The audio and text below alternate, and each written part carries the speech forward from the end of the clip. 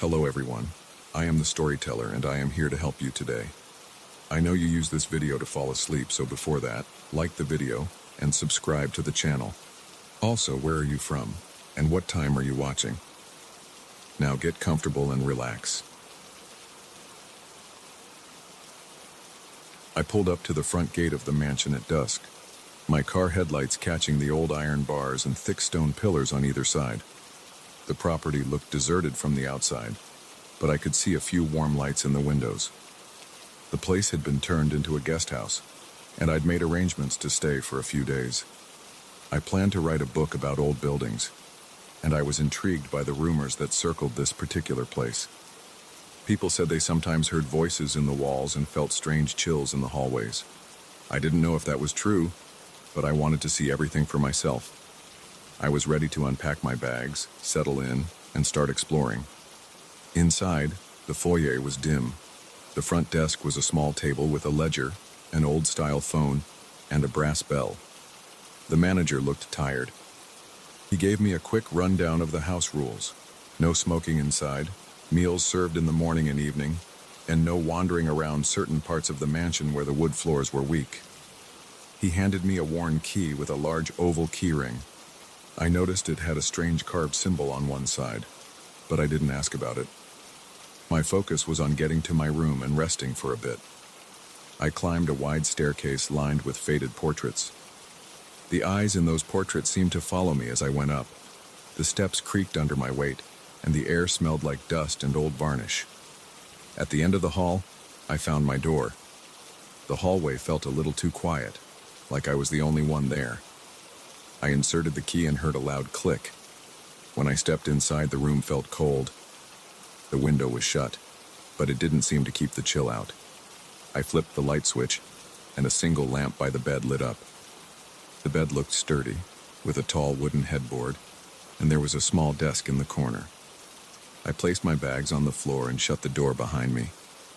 I decided to do a quick walkthrough of the house before settling in. The manager had said dinner would be ready at 7, and I had about an hour to look around. I left my room, locked it, and walked back through the hallway. I passed a few other doors, all closed. I heard no voices, no footsteps. My shoes echoed on the floor. When I reached a side corridor, I noticed a door slightly ajar. I peeked inside. It was a lounge with old furniture, a fireplace, and shelves filled with dusty books. A single overhead light was on, casting weak illumination over the chairs. I stepped in and looked around. The air felt stagnant, and I caught a faint, musty odor, like wet paper. I spotted a set of letters on a small coffee table. They looked old, so I picked them up. The envelopes were yellowed, and the ink on the addresses was fading. I wanted to read them, but I figured they might belong to the house records. I set them down and made a mental note to ask the manager about them later. Then I heard a soft creak behind me. I turned, but no one was there. A few minutes later, I found the dining room.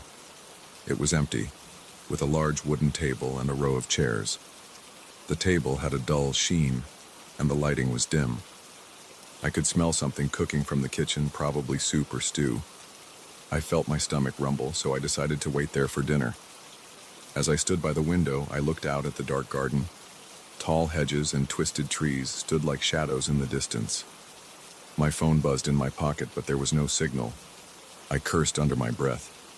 Maybe it was a glitch or just this old building messing with my reception. After dinner, which was a simple meal of soup, bread, and some vegetables, I headed back to my room. The manager told me that I could wander the halls if I wanted, but he advised me not to go to the basement or the west wing. He said those areas were under renovation and not safe. I thanked him and climbed the stairs again. This time the hallway felt different. The lights flickered a bit, and I could hear a faint humming noise. I thought it might be the old wiring or the wind outside. I reached my door and went inside. The cold still hovered in the room. I closed the door, changed into more comfortable clothes, and sat at the small desk to write some notes about my impressions of the mansion so far. That's when I heard the first whisper. It sounded like someone saying my name, very soft, stretched out in the darkness. Daniel. I froze, my pen hovering above the paper. I turned, but I saw nothing except the old wallpaper and the bed behind me. My heart started racing. I got up and checked the hallway, but it was empty. I shook my head, thinking maybe I was just tired. I locked the door again and returned to my desk. I took a few deep breaths and started writing about the mansion's layout, my dinner, and the odd feeling in the lounge. My handwriting got sloppy because my hands were trembling a bit. I told myself to relax. Around midnight, I decided to get some sleep. I turned off the lamp, got under the sheets, and closed my eyes. I tossed and turned, listening to the house settling. There were lots of creaks, cracks, and clicks. I heard the wind rustling outside. Occasionally, I thought I heard a faint voice, but I tried to ignore it. At some point, I drifted off. Then I woke up suddenly, heart pounding, because I heard that whisper again. Clear this time, and right by my ear. Daniel. I jerked up and looked around. My room was dark, except for a small line of moonlight coming through the curtains. My breath felt short and rapid. I switched on the lamp. The room looked the same as before. Desk, chair, bed, walls, closed door. But my mind felt jumbled. It didn't feel like a dream. I decided to leave the lamp on and stay awake for a bit. I got dressed and opened the door to the hallway. The corridor lights were dim, but enough to see. I didn't hear anything at first. Then I took a few steps and I heard a soft tapping sound, like someone walking with light footsteps. I followed the noise around a corner. I thought I saw a shape at the far end of the corridor, near a tall window. It looked like a person, but it was too dark to make out any features. My stomach tightened and I felt a chill across my shoulders. My legs were shaky, but I took a few more steps. The shape seemed to turn and walk away, drifting down another hallway. I called out, "Hello?" No answer. I stood there debating whether to follow. A small part of me wanted to run back to my room, but I was too curious. I needed to know if this was a real person or something else. I walked slowly, arms tense at my sides. When I reached the spot where I'd seen the shape, there was only darkness. The corridor stretched on, lined with closed doors and old paintings. One of the paintings was crooked, so I adjusted it on the wall. Then I noticed a slight breeze on my right. It was coming from a hidden door that sat halfway open. I stepped closer and saw that it led to a narrow staircase going down. The manager had said not to go to certain areas, but this might be the way to the basement or part of the west wing. I stared into the dark, listening. I thought I heard a whisper again, faint like a breeze through a gap in a window. I wanted to turn on my phone's flashlight, but my phone was in my room. My pulse beat hard in my ears. I inched forward, letting my eyes adjust. The stairs creaked under my feet. The air got colder the farther I went, and it smelled like damp stone. At the bottom, I reached a small corridor with bare walls. Old wooden beams supported the ceiling. There was a single bulb hanging from a wire, and it flickered when I pulled the chain to turn it on. I saw a row of large crates along one wall, plus a few stacks of old books and some rolled-up carpets. In the corner, there was a small wooden cabinet with a padlock. I noticed some letters on top, similar to the ones I'd seen in the lounge. One was partially open, so I picked it up. It was dated 1921. It talked about unusual noises at night and an uneasy feeling of being watched. The writer mentioned hearing soft voices in the corridors. My head felt light as I read this. It mirrored what I was experiencing. I put the letter back and looked around again. The place felt claustrophobic. Suddenly I heard a scraping sound behind me. I spun around, heart racing. A shadow moved across the wall. It looked like a silhouette of a tall figure wearing some kind of old-fashioned coat. I stepped back, bumping into one of the crates. My breath came out in quick gasps. The silhouette moved slowly, then it seemed to vanish. I felt a surge of panic, like I was trapped. My hands shook as I rubbed my eyes, trying to see clearly. The basement was silent again. I grabbed one of the books near me. It was a guest register from 1930. I flipped through and saw entries describing voices calling out in the middle of the night. Some guests wrote that they felt like they were being followed. The text looked shaky, like they wrote it while they were nervous. I swallowed hard. The house had a long history of these experiences. I needed to leave the basement and go back to my room, but my feet felt stuck to the floor. After a moment, I forced myself to move. I climbed the stairs, careful not to make too much noise. The door at the top was closed but not locked. I pushed it open and found myself in another part of the mansion. The corridor looked familiar, but the lighting was different. I tried to find the main hallway leading to my room, but I got turned around. At one point, I stumbled upon a small sitting area with a dusty couch and an empty fireplace. The air was still and cold. I heard the floor creak behind me again. The same gentle whisper drifted through the silence. My name. Over and over. I felt a jolt in my chest every time I heard it. I turned around slowly, expecting to see that shape. Instead, the corridor was empty. My legs were tense and my throat felt dry. I forced my feet to move.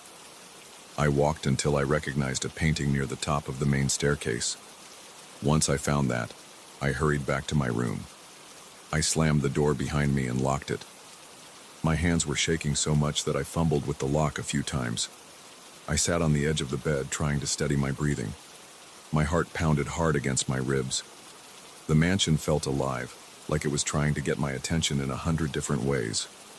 I leaned forward, elbows on my knees, and listened. The only sound was the clock ticking softly on the dresser. I waited, expecting another whisper. Nothing came. Eventually, I lay down, not bothering to undress. I kept the lamp on again. My eyes burned from being so tired, but my mind was racing. I thought about all those letters describing the same things I was experiencing. The hushed voices, the feeling of being watched, the cold spots. It was all real, or at least it felt real. I wondered if the figure wanted to show me something or tell me something, but I had no idea how to respond. I closed my eyes, forcing myself to rest. When morning came, the light through the curtains woke me. I realized I'd fallen asleep for a couple of hours, still dressed with the lamp on. My neck felt stiff, and my back ached. I got up, splashed water on my face in the small bathroom, and checked my reflection. My eyes were red, and I had dark circles. I felt groggy. I thought about leaving the mansion altogether, but I had research to do. I had come here for a reason, and I wasn't sure if I'd ever get another chance to explore a place like this. I also wanted answers about the whispers. Part of me was terrified, but part of me was drawn to it. I went downstairs for breakfast.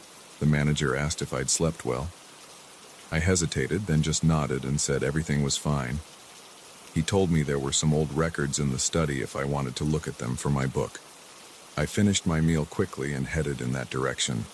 The study was near the lounge, and it had tall shelves lined with ledgers, photos, and newspapers about the mansion's past.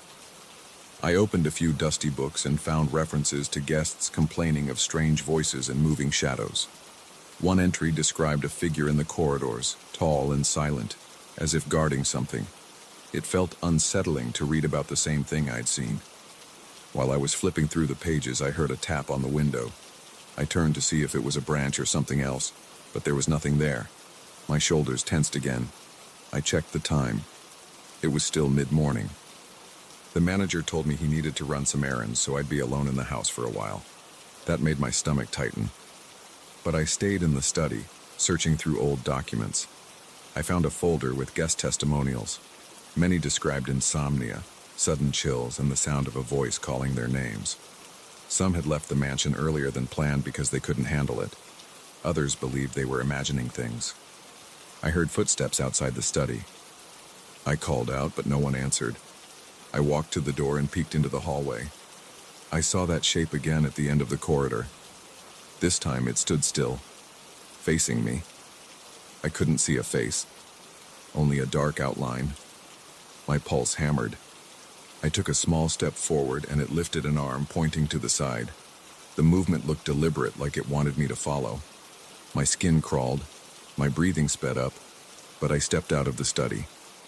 The figure moved to the left, heading toward a door that I assumed led to the west wing. I walked carefully, maintaining some distance. When I rounded the corner, the corridor was empty. The door was slightly open, leading to a space that was roped off. I lifted the rope and stepped through. Dust covered every surface and the windows were boarded up. It was chilly and dark, but I felt a breeze from somewhere.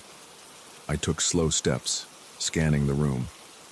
I saw old furniture, white sheets draped over chairs, and some scattered letters on the floor. As I bent down to pick up a letter, I heard a whisper from behind me. My name again, soft and urgent. My muscles tensed, and I turned quickly. The shadow stood only a few feet away. I could feel cold air radiating from it. I clutched the letter in my hand, and my heart pounded so hard I could hear the blood rushing in my ears. The figure slowly raised its hand again, like it was offering a warning or maybe a plea. My body felt numb. I wanted to speak, but my mouth was dry. Then I blinked, and the figure wasn't there anymore. I exhaled in a shaky burst and looked at the letter in my hand. It mentioned an important message that was never delivered. It talked about a persistent voice that followed a certain guest day and night. The writing stopped abruptly, like the person never finished. I felt a surge of anxious energy. It was clear that these events were not random. Some presence in this house was trying to communicate with me. The voices, the figure, the repeated sightings, they all seemed connected to these old letters. My mind spun with questions, but my immediate thought was that I needed to leave this section of the house. The thick dust and the oppressive cold made it hard to breathe. I put the letter in my jacket pocket and hurried back down the corridor. The rest of the day was spent in a tense state. Every little sound made me jump. Every shift in the shadows felt like someone watching. I kept thinking about the figure pointing and the letters describing the same experiences I was having. I realized that I couldn't tell what was real anymore. The voices called my name. The shape drifted through the corridors. I wasn't sure if it was just the old building playing tricks on me, or if something was genuinely trapped here trying to reach out. My gut told me it was real, but my rational mind fought back. I decided that tonight I would keep my door locked, stay in my room, and not wander around. I'd gather my things in the morning and check out. My plan was to leave this place and put distance between me and those whispers before they drove me over the edge. I went upstairs and entered my room. I locked the door, slid a chair under the doorknob, and sat on the bed waiting for night to come. My heart still felt tense and my skin tingled with anticipation. If the whispers started again, I would ignore them. If the figure appeared under my door, I would stay put. I told myself I could endure one last night here no matter what happened. Yet deep down, I wasn't sure if I could keep that promise to myself. I stared at the thin walls, wondering if those voices were waiting just on the other side.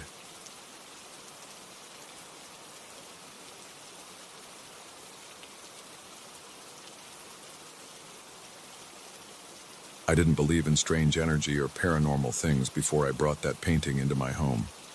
I'd heard stories about objects that carried a certain weight, but I always brushed them off.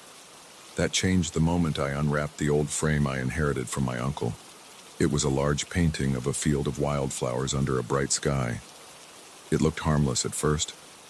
I remember setting it against the wall in my living room, thinking it would add some color to the space. I hung it above the sofa, then stepped back to look at it. The colors were faded, but I saw these soft purple flowers clustered in the foreground. There was a distant tree line, but it appeared calm. My living room felt normal that afternoon. I remember turning on the TV and trying to relax, but my attention kept drifting back to the painting. Something about the colors felt off. There was a cool draft in the room, even though I'd closed all the windows. I shrugged it off as a minor house quirk. It was just an old place after all. The next morning, I woke up and walked into the living room. The painting looked different. I stared at it for a good minute, my eyes trying to figure out why. I realized that the purple flowers in the foreground weren't as bright. They looked wilted, almost brown at the edges. I blinked, wondering if I'd missed that before. The sky in the background also seemed a shade darker. I felt this cold tension in my chest, but I tried to stay calm. Paintings can look different depending on the lighting, I told myself. Still, I decided to touch the frame. The wood felt unusually cold, like it had been left outside in the wind. My fingertips tingled. By the end of that second day, my living room felt heavier. The air seemed dense, almost like a thin fog hung around. My eyes kept going back to the painting. Every time I glanced at it, I swore I saw something new. Once I could have sworn I saw a thicker cluster of trees in the background. Another time I thought a narrow path appeared among those trees, like a dark trail leading into a hidden section of forest. When I took a closer look, my stomach turned. I couldn't believe how detailed it was.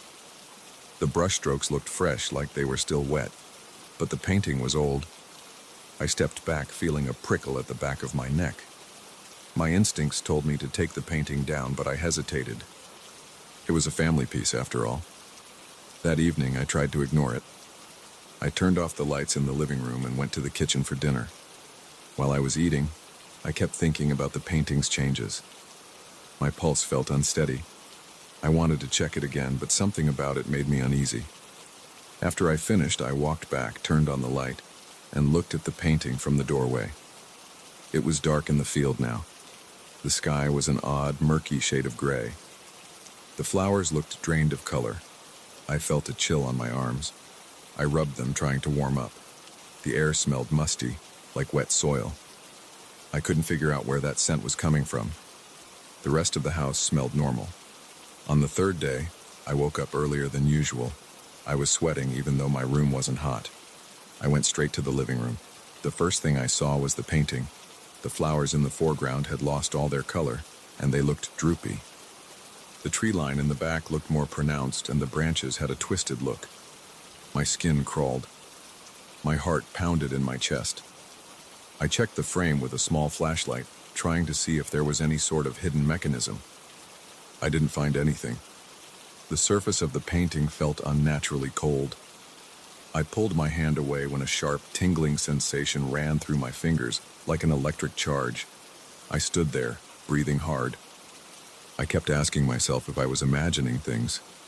Paint doesn't just change. Frames don't give off cold energy. I circled the painting, looking behind it. There was only the wall. No weird wiring, no hidden compartments. I left it hanging there, but a part of me wanted to rip it down and throw it away. Another part of me couldn't let it go. I felt this odd pull toward it, like I needed to check it every few minutes. My stomach felt tight, and I noticed I was clenching my jaw more often. Later that afternoon, I had a friend over to watch a game on TV. He noticed the painting right away. He said it gave him chills. He looked at me with his eyebrows raised. "Where'd you get that?" he asked. I told him it was an inheritance from my uncle. He whistled and said something about it feeling cold in the room. I tried to laugh it off, but I felt sweat forming on my forehead. We watched the game for a while, but every so often I'd catch him glancing at the painting. Finally, he got up to leave, complaining that his arms had goosebumps. After he was gone, I stared at the painting again. I noticed the trees in the background had somehow gained more detail. They looked knotted and dark, almost like old bones. I felt a jolt of nausea. I had to sit down. That night, I attempted to cover the painting with a heavy blanket.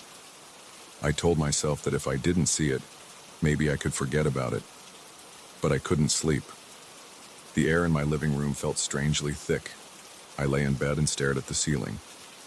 Around 2 a.m., I got up, walked into the living room, and turned on the lamp. The blanket had slipped off the painting. The lower half was exposed. I moved closer, even though my hands were shaking. I saw the field was darker. The flowers looked like they'd crumbled. The sky was now a deeper shade of gray, almost black near the top. My breath caught in my throat. I touched the frame again. It felt like ice. My teeth started to chatter, and my heart pounded so loud I could hear it in my ears. On the fourth day, I woke up with a stiff neck. My entire body felt tense. I walked straight to the painting, pulled it off the wall, and placed it face down on the floor. Then I took an old sheet and covered it completely. I didn't want to look at it anymore. I tried to go about my day. I cleaned the living room, rearranged furniture, and tried to keep busy. But my mind kept drifting back to that painting.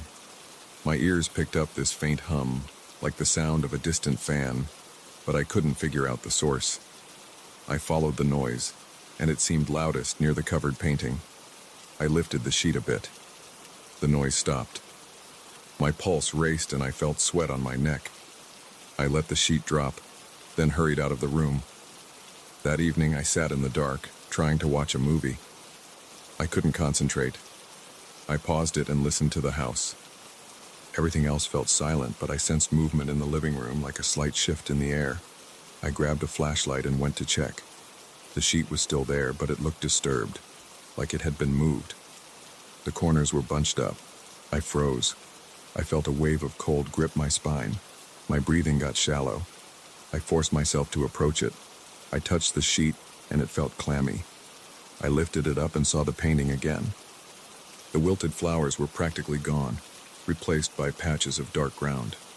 The trees at the back looked dense like a forest. The sky above was thick with dark clouds. It didn't even look like the same painting anymore. My mouth went dry. A chill spread over my skin and I felt a knot in my stomach. I decided to put it in the garage. I carried it there, holding it away from my body. The frame felt cold, and I could feel the chill spreading to my arms. I kept swallowing, trying to calm myself. I placed it against the wall in the garage and covered it with a tarp. I felt relief for a moment. I didn't want to see it again. But then I realized I'd have to walk past it every time I left the house or returned. The idea of that made me uneasy. I tried to sleep that night, but I had nightmares. I dreamt of twisted tree branches scraping against the house. I woke up sweating, my sheets damp. The next day, I tried to work from home, but I couldn't focus. I kept thinking about the painting in the garage. Around noon, I decided to check it. My hands trembled as I pulled back the tarp. The painting looked even darker. It felt like a scene from a cold wilderness. The twisted tree line took up most of the space now. I saw small details I hadn't noticed before. There were branches sticking out at odd angles, forming bizarre shapes. I felt that same hum in my ears, an eerie static that made my head pound. I dropped the tarp back down. I needed fresh air, so I stepped outside for a while. I managed to stay away from it for the rest of the day, but by evening, I found myself drawn to it again. My heart sank each time I thought about it. I hated this feeling, but I also felt compelled to check it. It was like a silent call that wouldn't let me rest. So I went back to the garage, turned on the overhead light, and lifted the tarp again. This time, I felt a numbness in my fingertips, like the painting was draining my energy. The sky was almost pitch black, and that forest looked even thicker. I leaned closer, my eyes wide. I noticed a slight opening among the trees, like the entrance to a path. It was so dark I couldn't see the end of it. A wave of dread tightened my chest. My eyes watered from the strain of staring. My hands were shaking so much I dropped the tarp.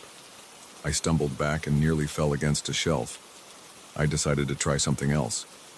Maybe if I put it in a locked closet, I wouldn't feel the pull. So I carried it inside, avoiding eye contact with that dark scene. I placed it in a spare closet and locked the door. Then I slid a heavy box in front of the closet for good measure. I sat on my couch for a while, feeling that strange hum in the back of my head. I could still sense it even through the walls. My living room felt cold. My arms were covered in goosebumps. I turned on every light in the house, hoping that would help. It didn't. I kept glancing at the closet door, expecting it to open on its own. The next several hours were a blur. I kept pacing around the house. My head hurt. My ears rang.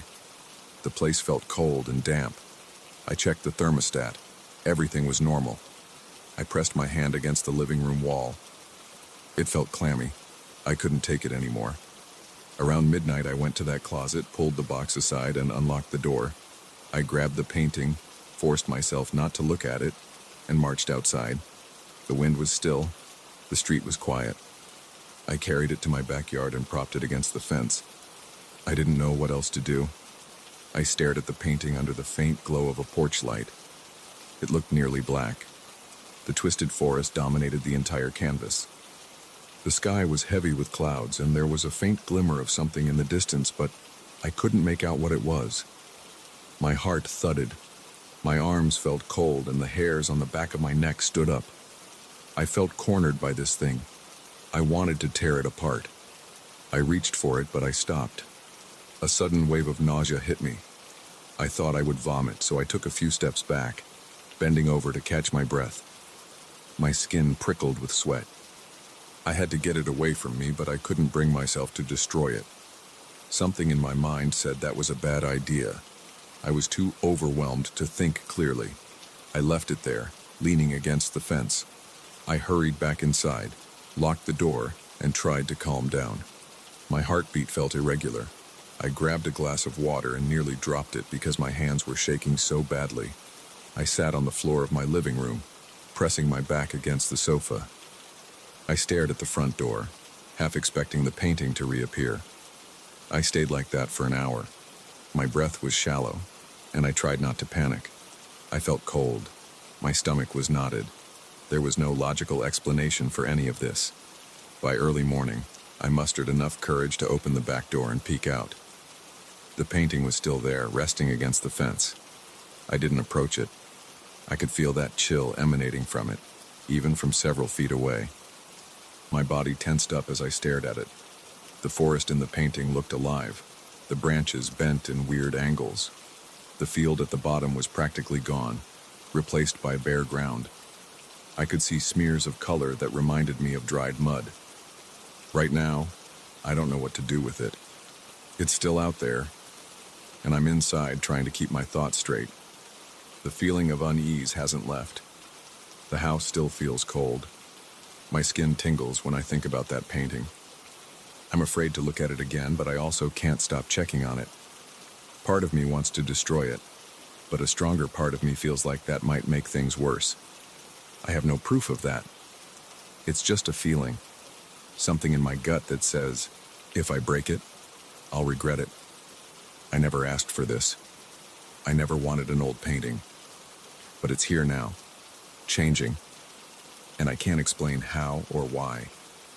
That's where I stand, stuck in my own home, staring at a painting that seems to be painting itself. Every day it grows darker, as if someone is working on it from the inside. I can't stop looking at it, and I can't bear to keep it around. My body feels weak, and my nerves are shot. I'm telling you this because I need someone to hear it. I don't have answers. I just know that something about that painting is wrong. I've never felt this kind of cold energy in my life. It's suffocating. Now I'm sitting here trying to keep my mind steady, unsure of what tomorrow will bring, but certain that I can't pretend it's just a painting anymore. It's something else, and I can't escape it.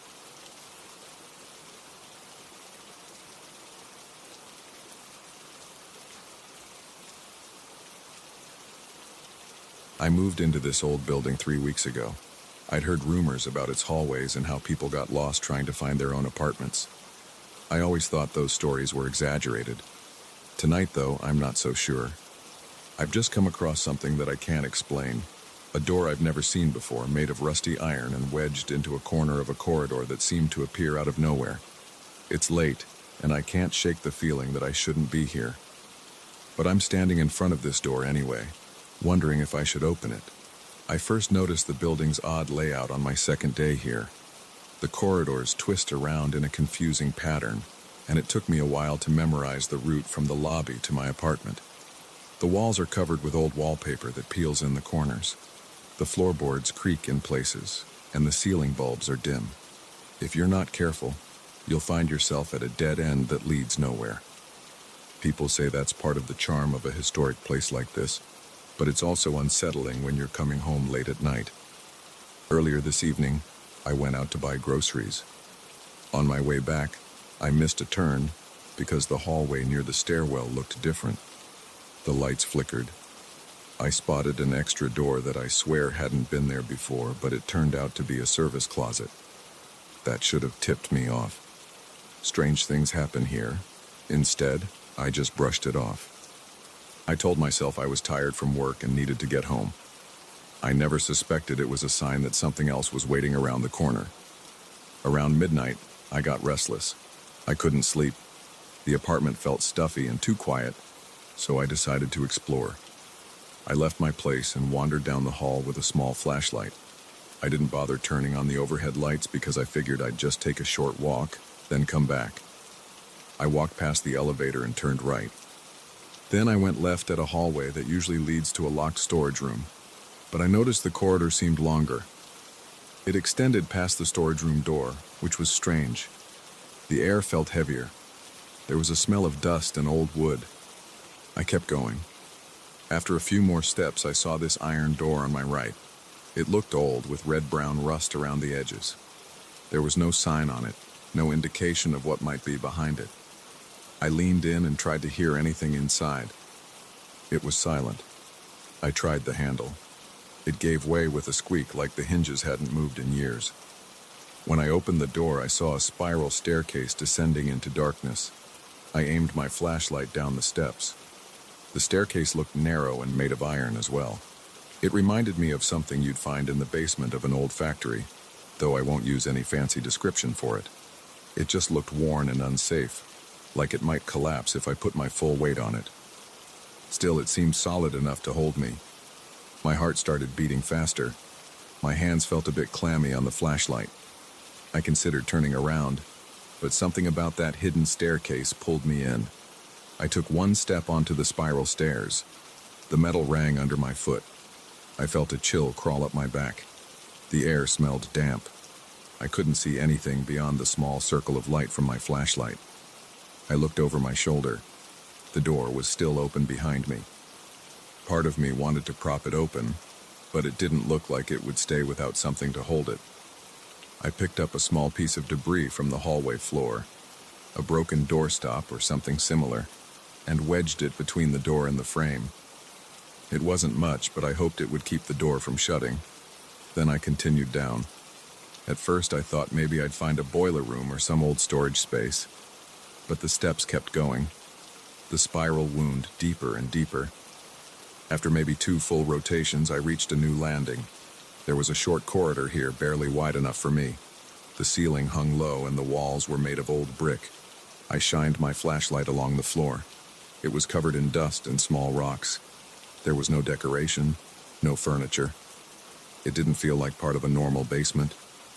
I saw another section of the spiral stairs continuing down. I glanced back. The way up was there, but the corridor behind me stretched into darkness, and I felt a strange urge to see what was at the end of it. I decided to explore the corridor first. Each step I took made a soft crunch on the debris under my shoes. The air felt even thicker here. My throat started to itch. I coughed. After maybe 20 feet, I saw a closed door on the left. I tried the handle. It wouldn't budge. I leaned my shoulder into it, but it felt like it was sealed shut. The door was wooden with an old iron knob. No luck. I turned back to the staircase, thinking I'd try going down a bit more before giving up. When I got back to the spiral steps, I noticed the sound of my own breathing echoing around me. My pulse thumped in my ears. Something felt off. I realized the door at the top, where I'd come from, was no longer visible. I could see maybe 3 turns of the spiral above me, but it was all darkness past that. I tried to calm myself. I thought I just needed to climb back up, but part of me wanted to keep going a little farther. I told myself I'd be careful. I told myself I'd turn around as soon as I felt anything too weird. So I went down again. I counted the steps. At first it felt like the same pattern. Step, step, metal clang, echo, and then a new landing. But it took longer this time. I felt like I was going in circles. The spiral was tight, so I kept my right hand on the center column for balance. After what felt like 50 steps, I reached another landing. This one was identical to the first. Same rough brick walls, same low ceiling. Another short corridor led off to one side. I took a quick look, saw another locked wooden door, and returned to the staircase. By now, my breath was coming faster. I felt sweat on my neck. My flashlight beam trembled a bit. I considered turning around, but I was curious, or maybe too stubborn. I wanted to see if there was an actual basement or if this was some weird hidden section of the building. I started walking down more steps. This time I lost track of how many I took because I began hearing sounds. It started as a faint hiss, like air escaping through a vent. I stopped and held my breath, pressing myself against the cold metal railing. The sound seemed to come from below me, but it echoed so strangely that I couldn't pinpoint its source. I aimed my flashlight down. The steps just spiraled into darkness. I kept going. My body felt tense. My shoulders were tight. My mind started playing tricks on me. I thought I saw shapes moving at the edge of the flashlight beam, but it was just the curve of the stairs and the faint shadows. After a few more rotations, I arrived at another identical landing. I realized the layout was repeating. Each landing had the same corridor, the same locked door, the same low ceiling. It made no sense. I was expecting some kind of basement level or a sign that I'd reached the bottom, but there was nothing except more stairs going down. The hissing sounds got louder. I thought I heard whispers hidden in the echoes. Short bursts of noise that sounded almost like words, but I couldn't make them out. My skin prickled. My heart pounded so hard I could feel it in my temples. I flicked the flashlight around quickly, but there was nobody there. The corridor looked empty. The locked door sat at the end like a dead end. I called out, "Hello?" But the sound died fast. My own voice bounced back at me, sounding strange. I wiped sweat from my brow and told myself to turn around. I climbed a few steps upward, but I felt an odd sensation like I was stepping into a thicker layer of air. My head felt light and my breathing got shallow. I paused, leaning on the rail. I heard the hissing again, louder this time. My hands were shaking. I aimed the flashlight up. The spiral just kept going, but it felt darker. The metal steps looked narrower. I realized I wasn't sure how far I'd descended. It felt like forever. My sense of direction was slipping. I forced myself to keep climbing. I moved one step at a time carefully. I tried counting the steps to maintain my focus. 1, 2, 3. But after a while I lost count. The whispers echoed again, like they were circling around me. My flashlight started to flicker. I smacked it with my palm. It stayed on, but weaker. I thought about my phone, but I realized I'd left it charging in my apartment. That was stupid. Time passed in a blur. I kept climbing and climbing, but I never saw the door where I'd first entered. The landings all looked the same. Sometimes I turned to look down, but I didn't see anything except the swirl of steps disappearing into the dark. My footsteps echoed. My breathing sounded harsh. The hissing grew into something more urgent, like short bursts of air right next to my ear. I spun around a few times but saw nothing. Eventually, I stopped on a landing to catch my breath. My knees ached. My head felt dizzy. I leaned against the wall. The bricks were damp and cold. I felt a drop of water run down the back of my neck. The corridor stretched out, but I didn't bother checking the door. I knew it would be locked. I had this feeling that everything down here was the same. I started to wonder if the building was playing a trick on me, or if I'd wandered into some hidden part of it that never ended. I sat on the top step of the next flight and listened. The whispers seemed to come from far away now, but I could still sense them. Every few seconds there was a faint hiss or a soft murmur. My mouth was dry. I swallowed, but my throat felt scratchy. The flashlight was getting dimmer. I told myself I had to keep trying to get back up. I stood up and climbed again. My legs felt shaky. I gripped the railing. Every few steps I glanced around. The corridor on each landing looked the same. I tried kicking one of the doors in frustration, but it didn't budge. I yelled, "Help!" but it only echoed back. The sound felt hollow.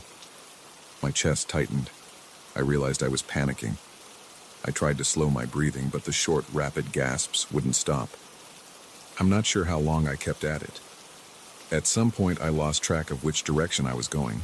The spiral made me dizzy. I started thinking maybe I was going down instead of up. The landings blended together. My flashlight flickered out for a moment. I shook it until the beam returned, but it was weaker than before. My stomach churned. My shoulders burned with tension. My shirt was soaked with sweat. I took a break on another landing and pressed my ear to the locked door, hoping to hear something. Voices, pipes, anything. I heard a faint hiss, then a distant laugh that might have been my imagination. I jerked back. I felt my heart hammering. I stepped away from the door. I turned toward the stairs again, but couldn't decide which direction was up or down. I pointed my flashlight both ways. It all looked the same. The metal steps, the brick walls, the stale air. I felt trapped. I said out loud, "This has to end somewhere." My own voice sounded shaky. I picked a direction that I thought was upward and took a few steps. Then I stopped. The hissing noise swirled around me, as if it was coming from every side. My chest felt tight. My fingers were numb. I realized I couldn't see the place I'd come from anymore. The landings above and below merged into one continuous spiral of shadows. I started walking again, not even sure which way I was going. I just wanted to find a door that opened or a sign of an exit. The building had to have limits. There had to be a top or a bottom. But my flashlight's beam began to fade. The circle of light on the steps in front of me got smaller. I forced my feet forward. My lungs felt like they weren't getting enough air. I was hyperventilating. I tried to calm down, but the darkness pressed in from every side. After a few more steps, the flashlight died. Everything went black. My pulse thundered in my ears. I reached out, felt the center column of the spiral staircase, and tried to keep moving. Each time I put my foot on a step, I tested it carefully. I felt tears in my eyes, but I wiped them away. My mind was spinning with questions about how any of this could be real.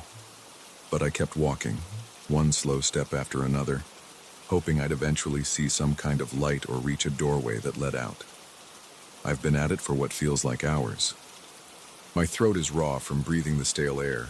My muscles ache. Sometimes I pause and listen, but all I hear is my own shaky breath and those soft hissing whispers in the distance. They never stop. They swirl around me, getting louder at times, then fading again. I try to talk to myself to stay focused. I say things like, "Stay calm, keep going." But my voice sounds small in this darkness. Right now I'm on another landing.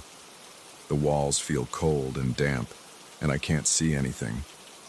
My flashlight is useless. My phone is upstairs in my apartment. I have no idea how to get out. I'm alone with these echoes. Every once in a while I think I see a faint glow somewhere, but when I move toward it, it vanishes. My heart pounds so hard it hurts. The hissing gets closer, like breath on my neck, but there's never anyone there. I'm not sure how long I can keep climbing. My body is exhausted. My mind is reeling. I keep expecting to find a final door, or maybe the one I wedged open at the start, but it doesn't appear. I feel like I'm trapped in this spiral forever, with only these whispering echoes for company. I don't know if I'll ever make it back. I don't even know if there is a way back. All I can do is keep climbing and hope that somewhere up ahead, I'll find that rusted door that leads out of this nightmare. Until then, I'm stuck here in the dark, listening to the hiss of whatever lives in these endless stairs.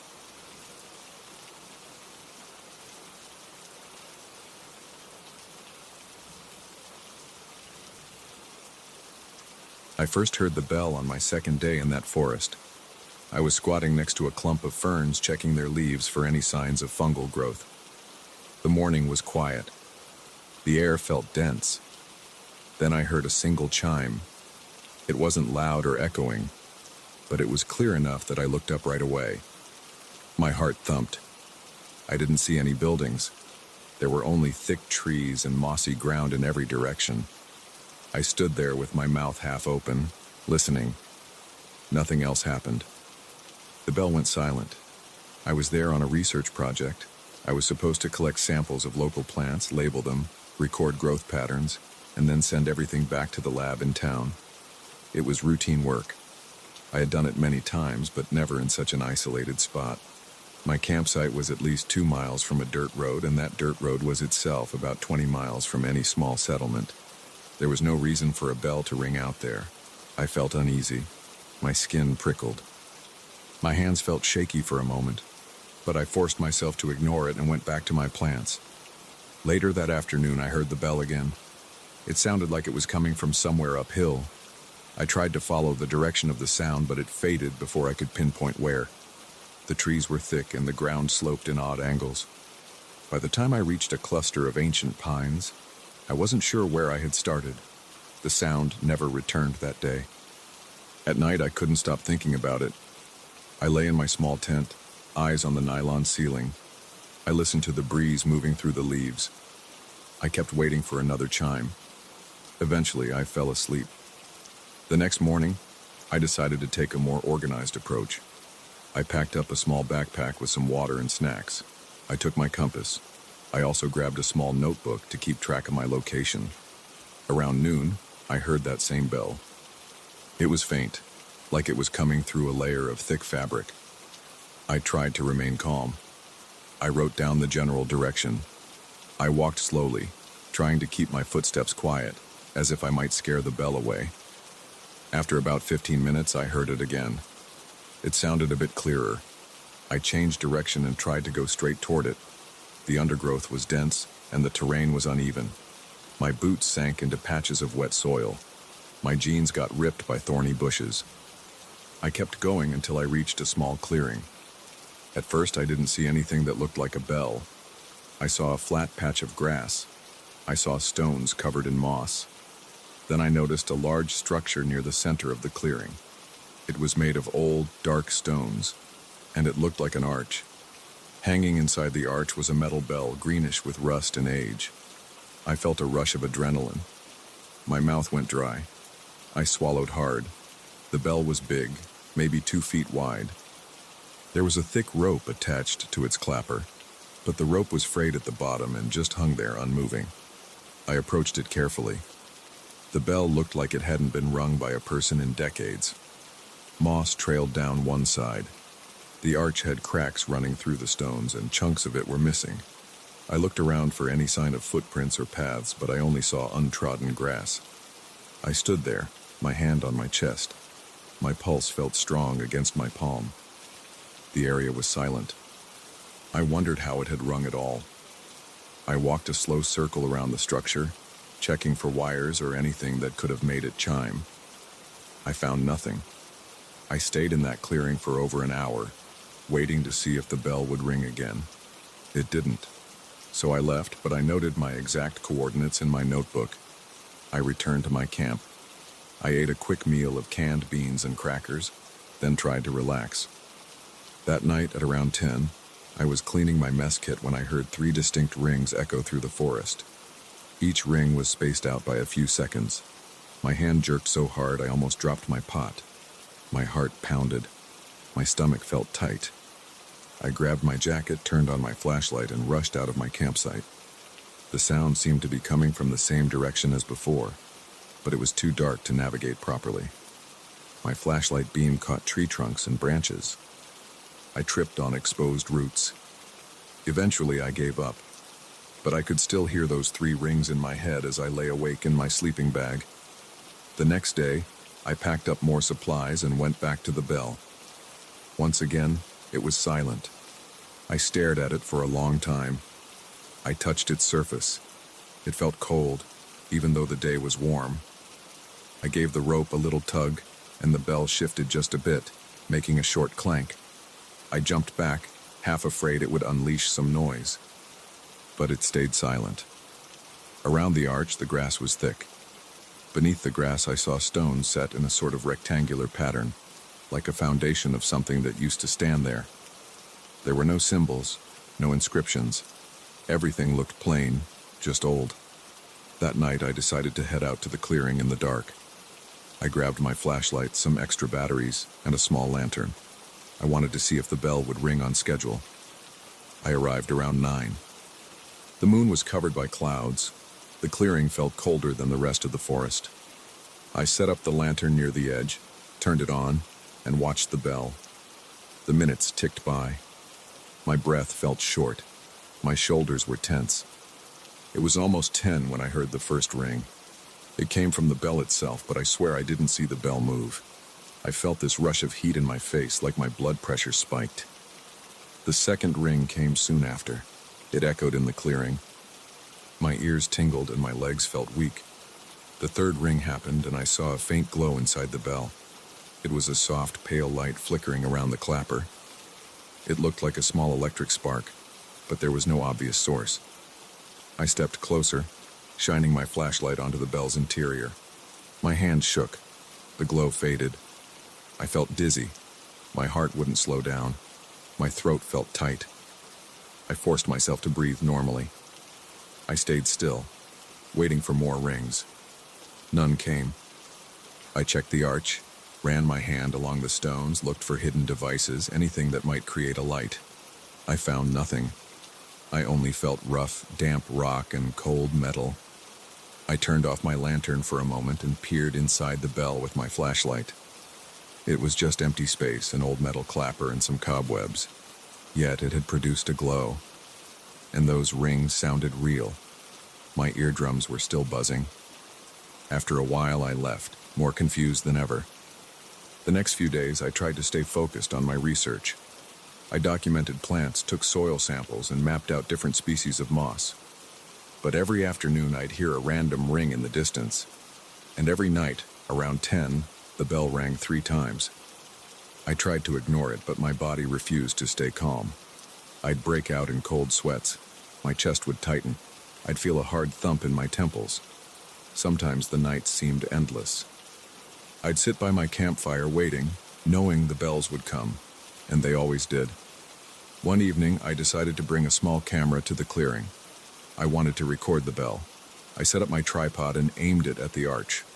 At 10, it started. The bell rang once, echoing around me. I pressed record.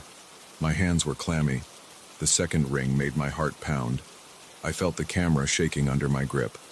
The third ring came, and that same pale light shimmered inside the bell. I stared. My muscles tensed. The light flickered, then died out. I stopped the recording and played it back, but I only heard static. There was no bell sound on my video. I squinted at the screen. The bell looked normal, with no glow. It was just dark. My hands started trembling. I kept replaying the clip, convinced I must have missed something. But the video showed me standing in a silent clearing, pointing the camera at a bell that never moved. I left the clearing. I stumbled through the trees, breathing hard. My mouth felt dry. The forest felt oppressive that night. The wind made the branches sway, and every noise startled me. When I got back to camp, I went straight into my tent, zipped it up, and tried to calm down. I told myself I should leave the next morning, but part of me wanted to figure out what was happening. Sleep barely came. My heart pounded all night. I kept replaying the same question. Why a bell in the middle of nowhere, and why did only I seem to hear it? The following day, I searched for any historical records about the area on my laptop. I had some files stored offline. I found nothing that mentioned a church or a chapel. I tried scanning old maps, no structures, just forest. I walked back to the clearing in the afternoon, determined to study the arch in daylight. I circled it, took pictures, checked every stone. I noticed some stones had chips that looked like they came from tools, but it all looked too worn to identify. At one point, I sat on a fallen log near the clearing, writing notes. I was so focused I almost missed the faint ring that echoed again. It was around 3 in the afternoon. I glanced up in time to see the bell sway slightly. But there was no wind. The rope didn't move. The inside of the bell looked dark and still. Yet I heard the chime. My pulse slammed in my chest. My fingertips tingled. I felt a lump in my throat. After that, I stayed in the clearing until sunset. I wanted to see if something changed before the nightly triple ring. Nothing happened. As darkness fell, I turned on my flashlight. I kept my eyes locked on the bell. I was determined not to look away at 10. When the first ring came, I flinched, but I didn't blink. I saw a faint flicker inside the bell, like a small flame. My stomach clenched. The second ring followed. The flicker grew a bit brighter. I took a step forward, ignoring the sick feeling in my gut. The third ring arrived, louder than before. My head throbbed with each beat of my heart. My palms felt slick with sweat. The light glowed stronger for a moment, then vanished. Once again, the bell hung silently. I reached for the rope, intending to pull it. My hand trembled. The rope felt damp and rough under my fingers. My mind raced. I wondered if pulling it would provoke another ring or some new phenomenon. I decided to tug it gently. The bell made a dull clang. Nothing else happened. No second glow, no immediate supernatural effect. My breath came out in a shaky exhale. I dropped the rope and stepped back. My shoulders were rigid with tension. I felt like I had tapped into something I wasn't prepared to handle. I left the clearing, wiping the sweat off my forehead with the back of my hand. Back at camp, I tried to write down my observations, but my pen kept slipping because my hands were sweaty. I drank some water, ate a protein bar, and tried to steady my nerves. I thought about leaving. The forest no longer felt peaceful. It felt like it was pressing in on me. But I wanted answers. I felt this pull, like I was already in too deep to walk away. I told myself I'd stay one more night. If nothing changed, I'd hike out in the morning. That night the bells rang again at 10. I was in my tent. I felt them more than I heard them. Each ring sent a vibration through my chest. My heartbeat sped up in time with each toll like I had no choice. I noticed I was gripping my sleeping bag so hard my knuckles turned white. I counted the seconds in my head, waiting for the 3 rings to end.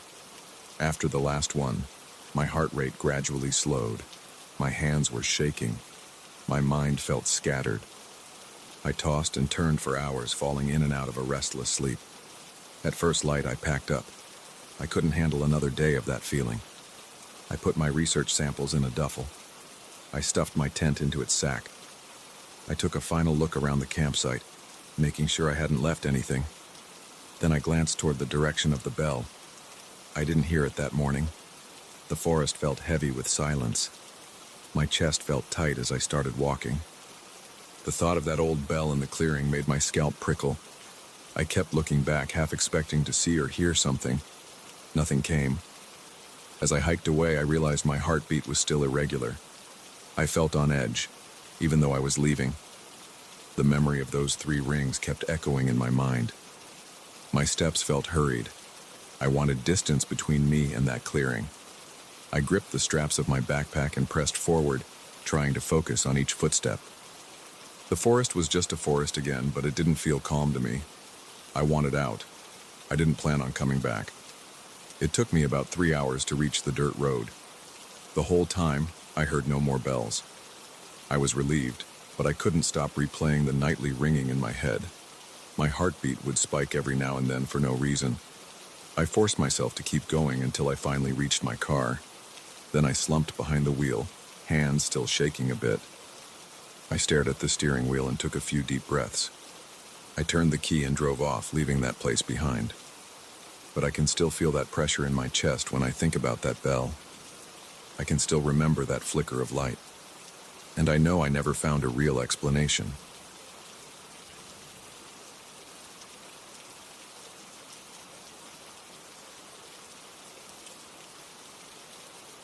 I never expected to feel uneasy about an ordinary mirror, but the one I brought home from the antique shop was different.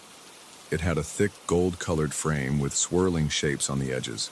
It felt heavier than it looked, and the shop owner didn't say much about it. He just wrapped it up and took my money without making eye contact. I shrugged it off and left, thinking I had found a unique decoration for my living room. I wish I had walked away instead of buying it. I carried the mirror into my house around noon. The hallway was bright, and I remember noticing how the glass caught the light in a strange way. It felt warmer to the touch than I expected. I placed it against the wall near the front door. I wanted to see how it looked before hanging it. I stepped back and glanced at my reflection. That was when I noticed the first small discrepancy. My hair looked the same. My face looked the same, but there was a dark spot on the shoulder of my shirt in the reflection.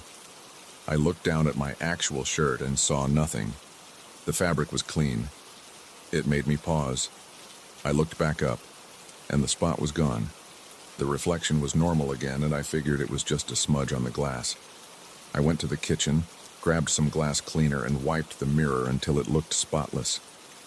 That afternoon, I walked past the mirror several times, checking out my reflection without thinking about it too deeply. There was this slight flicker at the edges, like my reflection was lagging a fraction of a second behind my movements. I frowned at it and assumed it was my imagination. I work long hours. so I told myself I was just tired.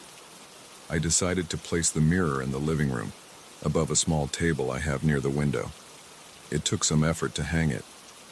I used a level tool, hammered in a solid nail, and carefully lifted the mirror into place. When it was done, I stood there to admire my work. I walked to the center of the living room to see if it was aligned properly. I glanced at the mirror's reflection of the space behind me. Everything seemed correct. My couch was where it should be, the curtains were drawn to one side, and the lamp was in the right corner. Then I noticed a door behind me in the reflection. It was the door that leads to my basement storage area. In real life, the door was closed, but the mirror showed it slightly open. It wasn't a big gap, just a crack, but it was enough to see darkness inside. I actually spun around to check. The door was closed. I looked back at the mirror, and now it matched reality. The door was closed in the reflection as well. A wave of nervousness ran through me. My arms felt a little shaky, but I told myself that I must have seen some reflection of the basement door handle in a weird angle. I tried to ignore the feeling. That night I had trouble sleeping. I kept thinking I heard soft creaking noises, but I couldn't figure out if it was just the house settling. Around midnight I went to the kitchen to get water. I felt drawn to the living room, so I walked over and flicked on the lamp. The mirror was there, reflecting my shadow from the weak light. I stepped closer. I leaned in until I could see my face in the reflection. My eyes looked a bit bloodshot from lack of sleep, but there was no strange spot or flicker. I started to feel foolish for being on edge. Right as I was about to turn away, I heard something from the mirror. It was a small tapping sound. It was faint, like a soft knock. My heart raced. I took a step back, expecting to see a crack or maybe a bug behind the glass. The mirror's surface was clear. I touched the frame, ran my fingers along the golden edges, and felt my pulse pounding.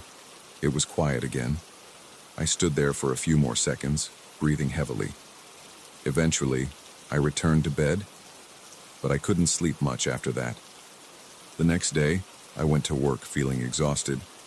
I have a small office job that requires me to focus on documents and data entry. I was distracted all morning, glancing at my phone to check the time, wondering what I would see when I got back home. I told one of my coworkers about the weird mirror. He laughed and said antique mirrors often have imperfections. He joked that maybe I was living in a haunted house. I forced a chuckle, but I felt tense inside. It was the way the reflection seemed to shift that bothered me. I kept thinking about that spot on my shirt and the basement door. I tried to brush it aside and focus on my tasks. When I got home that evening, I stood in my living room doorway and looked at the mirror from a distance. The reflection showed the entire living room, including the hallway and the basement door. Everything was in place. The door was closed, the furniture looked normal, the curtains were open just like they really were. I felt a little relieved. I made some dinner, ate it while watching TV, and then decided to take a quick shower before settling in for the night. After my shower, I walked back into the living room to turn off the lamp. I froze when I noticed the mirror. This time, the reflection showed me walking around in the kitchen, as if I was standing there cooking. But I wasn't in the kitchen. I was right in front of the mirror. I could see my own figure in the background of the mirror's reflection, wearing the same outfit I had on at that moment, but my reflection was doing something else. It was stirring a pot on the stove and looking at the cabinets. It lasted only a second before snapping back to a normal reflection of me standing by the lamp. I stumbled back against the couch, feeling my heart hammering in my chest. I tried to speak out loud, but my throat felt dry. I just kept staring at the mirror, expecting it to change again.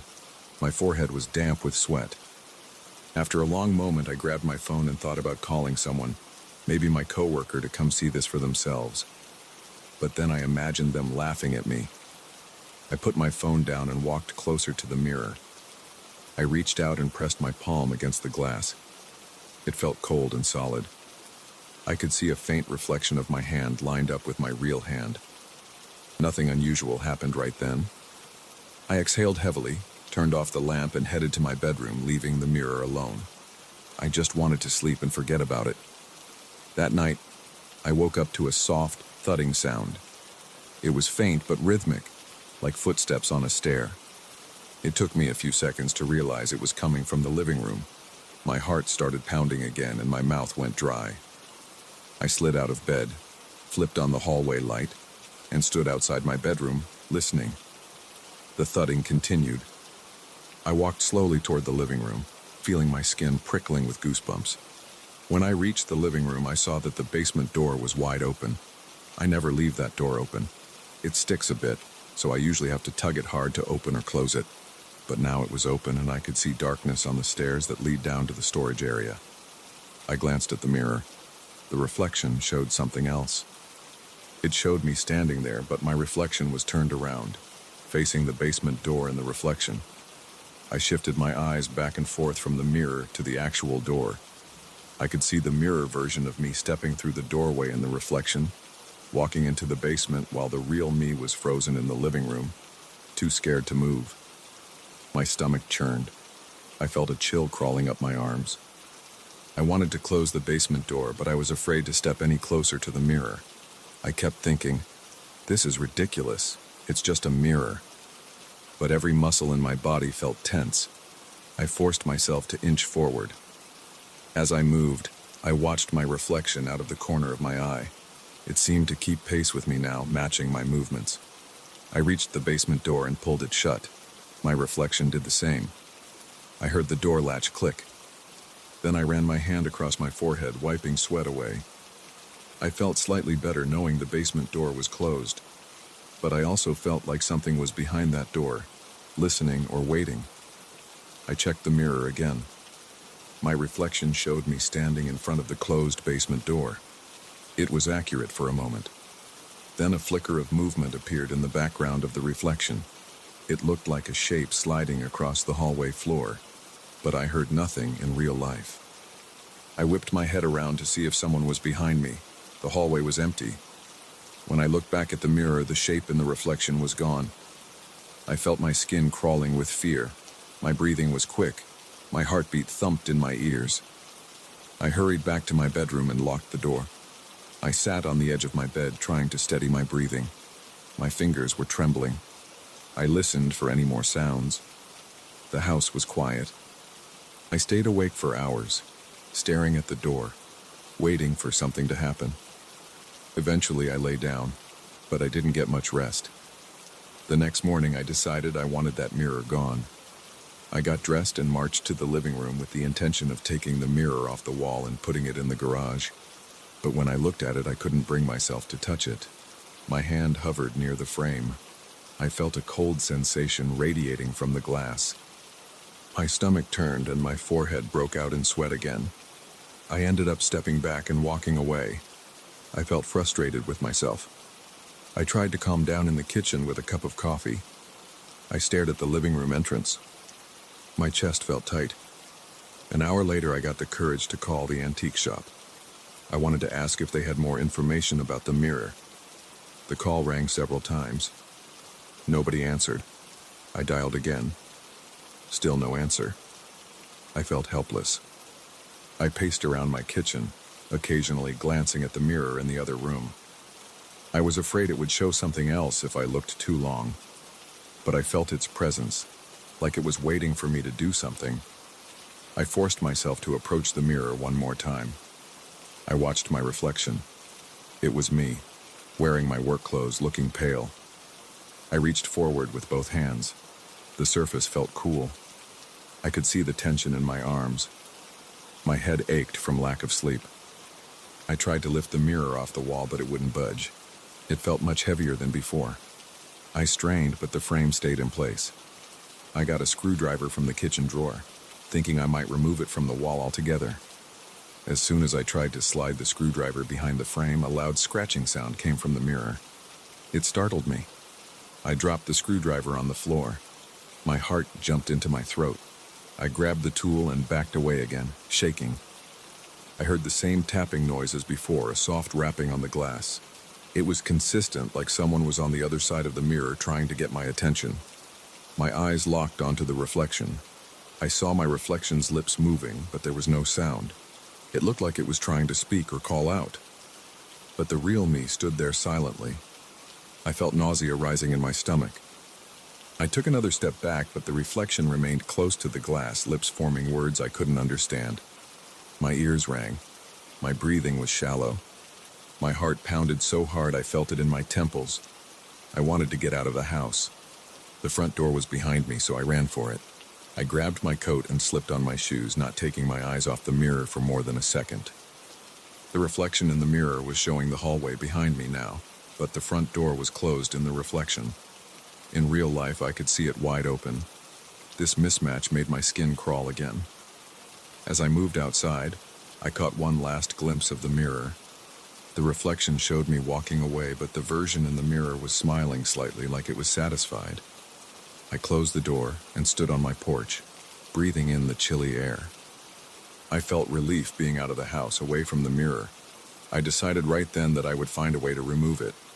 I didn't know how yet, but I knew I couldn't keep living with that thing inside. My hands still shook and I had sweat running down my back. My mind was racing through options, smashing it with a hammer, throwing it in a dumpster, or maybe taking it to a professional who could handle cursed objects. I wasn't sure what would work, but I knew I had to do something. I stood there on the porch until I felt steady enough to walk to my car.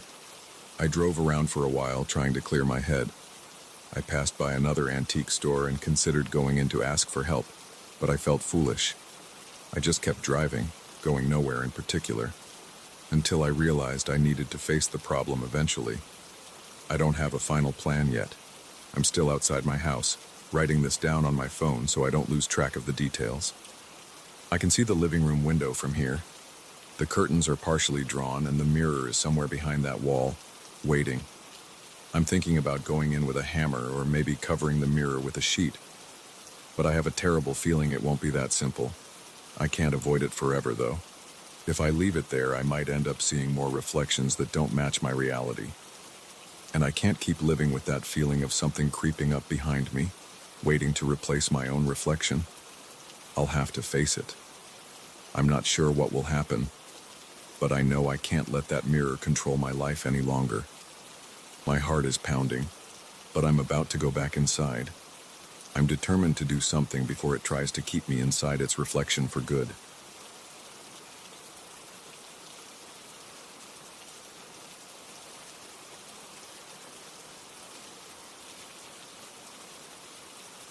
I felt uneasy the second I stepped onto that old farmhouse porch. The boards creaked under my boots and the air felt stale against my face. I heard the wind whipping through the cornfield, creating that dry, rustling sound that never seems to stop. I had never spent more than a weekend in a place like this. My father decided to hand over this property to me after he moved to the city. At first I thought it would be a chance to disconnect from everything. Then I saw the scarecrow. It stood out there in the middle of the corn like some silent figure. Its head was tilted forward, and its eyes looked like polished stones. Even though it was still daylight, those eyes picked up the sunlight in a way that made them glow a little. I felt a pit in my stomach, but I tried to shrug it off. I grabbed my duffel bag and walked inside the house. The living room was musty. Dust particles hung in the air, and the furniture felt old and rough. I opened a couple of windows to let in some fresh air.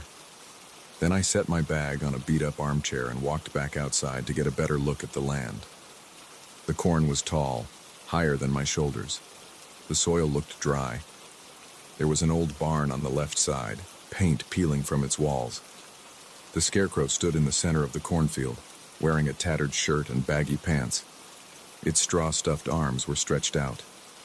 I noticed the hat on its head was cracked and dirty, with a few missing patches.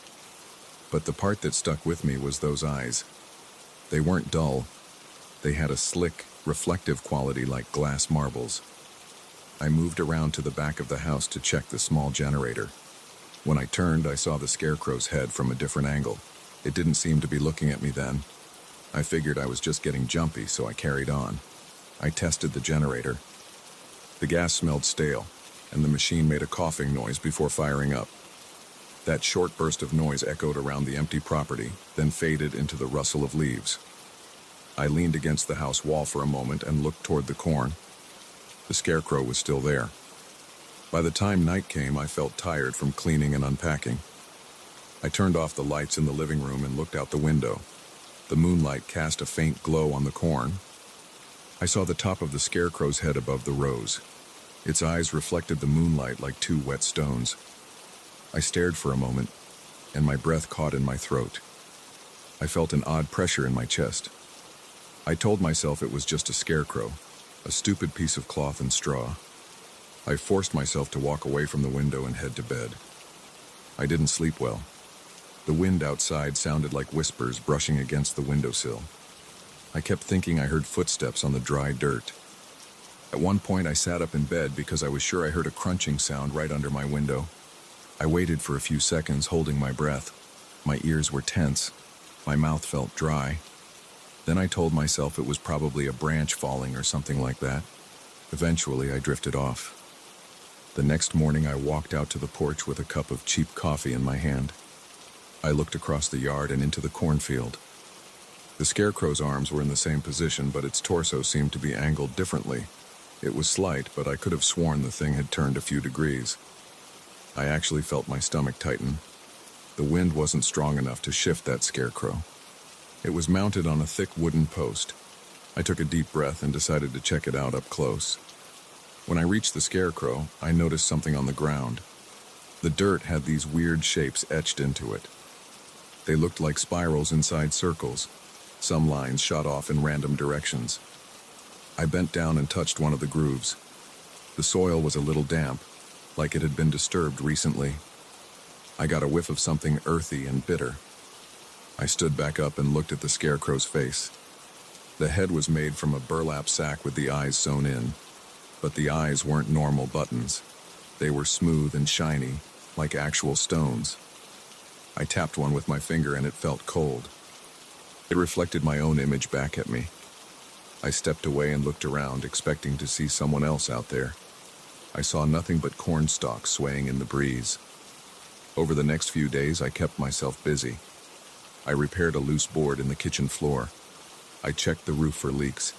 I tried not to think about the scarecrow, but every time I glanced at it from the window, I felt this little jolt in my chest. It started to get under my skin. On the third night after I'd turned off the lights, I looked outside again. The scarecrow was turned more toward the house. I wasn't imagining it. Its torso faced my direction. Those glassy eyes picked up the moonlight, sending little glints toward the living room window. I locked the door and shut the curtains. My heart pounded. I lay on the couch with a blanket over me, listening to the wind and every soft creak the house made. That same night, I heard the distinct sound of footsteps moving slowly across the yard. It wasn't the house settling. It wasn't the wind. It sounded like someone stepping on gravel, one crunch at a time, deliberate and cautious. I held my breath. I could hear my own heartbeat in my ears. My palms started to sweat. I thought about getting up and checking, but I felt frozen. Eventually, the steps faded. Then I heard rustling in the corn like somebody was walking between the stalks, pushing them aside. The next morning, I woke up stiff and sore on the couch. I went out the front door and walked around the property looking for footprints. I couldn't find any solid shoe prints, but I noticed more of those strange symbols carved into the dirt near the edge of the cornfield. They were bigger this time, like someone had used a stick or a tool. I crouched down and traced one of the spiral patterns with my finger. The edges were sharp, like it had been done overnight. I shivered. My arms felt cold, and I realized I was sweating. I looked up and saw the scarecrow leaning forward a bit. I backed away. I decided I needed to remove it, or at least inspect the post. I grabbed a claw hammer from the barn and marched into the corn. The air felt thick. I couldn't hear birds or any usual morning sounds. It was just the rustle of the corn stalks. When I reached the scarecrow, I took a firm grip on the wooden post. I yanked, but it wouldn't budge. I pulled harder, pressing my foot against it for leverage. The post felt like it had grown into the ground. I hammered at the base, but it barely splintered. It sounded almost like striking solid rock. My head started pounding from the effort. My eyes felt strained. After a few minutes, I gave up, panting. I looked at the scarecrow's face, and those eyes seemed to watch me. My chest tightened again. I hurried out of the cornfield back to the barn and left the hammer on a workbench with shaky hands. That evening, the moon was bright. I sat on the porch with a flashlight scanning the yard. Every few minutes I felt jumpy. My leg bounced up and down. I clutched the flashlight until my knuckles turned white. Around midnight, I heard a rustling in the corn again. It was louder than before, like something was moving through the stalks at a steady pace. I aimed my flashlight toward the field, but I couldn't see anything from that angle. My breathing got ragged. I wanted to run back inside, but I forced myself to stand. Then I saw a flicker of movement among the rows. A shadow passed between the tall stalks. I heard a faint crunch of dirt and snapped leaves. I felt a rush of goosebumps all over my arms. I held my breath and watched. The movement stopped. I clicked off the flashlight and backed into the house, locking the door behind me. When I checked the scarecrow the next morning, it was leaning forward even more, almost as if it were about to fall off the post. But it didn't fall. Those symbols were back in the dirt, all around the base. They formed a ring, each shape connecting to the next. The circle surrounded the scarecrow's post, and the lines extended in odd directions. I walked around it slowly, feeling my chest tighten. My mouth felt dry and my hands started to shake. I had this thought that something old and strange was tied to that spot. I couldn't explain why, but I felt it. I decided to call a friend who lived a few towns over. When I told him about the scarecrow and the weird symbols, he just laughed and said, maybe I was too tired or letting the solitude get to my head. He offered to come by on the weekend and help me yank it out of the ground. That gave me a little relief, so I waited for a couple more days. But the nights were getting worse. I heard more footsteps, sometimes circling the house. I woke up once to see the doorknob rattling lightly, as if someone tried to turn it.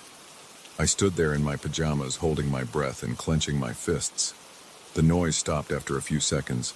My heart felt like it was about to burst out of my chest. On the day my friend was supposed to arrive, I stood on the porch and watched the driveway, but he never showed up. I tried calling, but the phone signal was weak. I couldn't reach him. By mid-afternoon, I walked back out to the scarecrow. Now it was angled so far forward that its face pointed toward the house. Those eyes reflected even the weak daylight. The ring of symbols around the post looked deeper. The lines in the soil had been carved again, with fresh edges. I stomped on one of the patterns trying to break it, but I slipped and almost fell. My breath came in short bursts, and I felt a tingle in my arms. I had this urge to leave, but I also felt a strange pull to figure out what was happening. That night, I placed a chair by the window with a direct view of the field.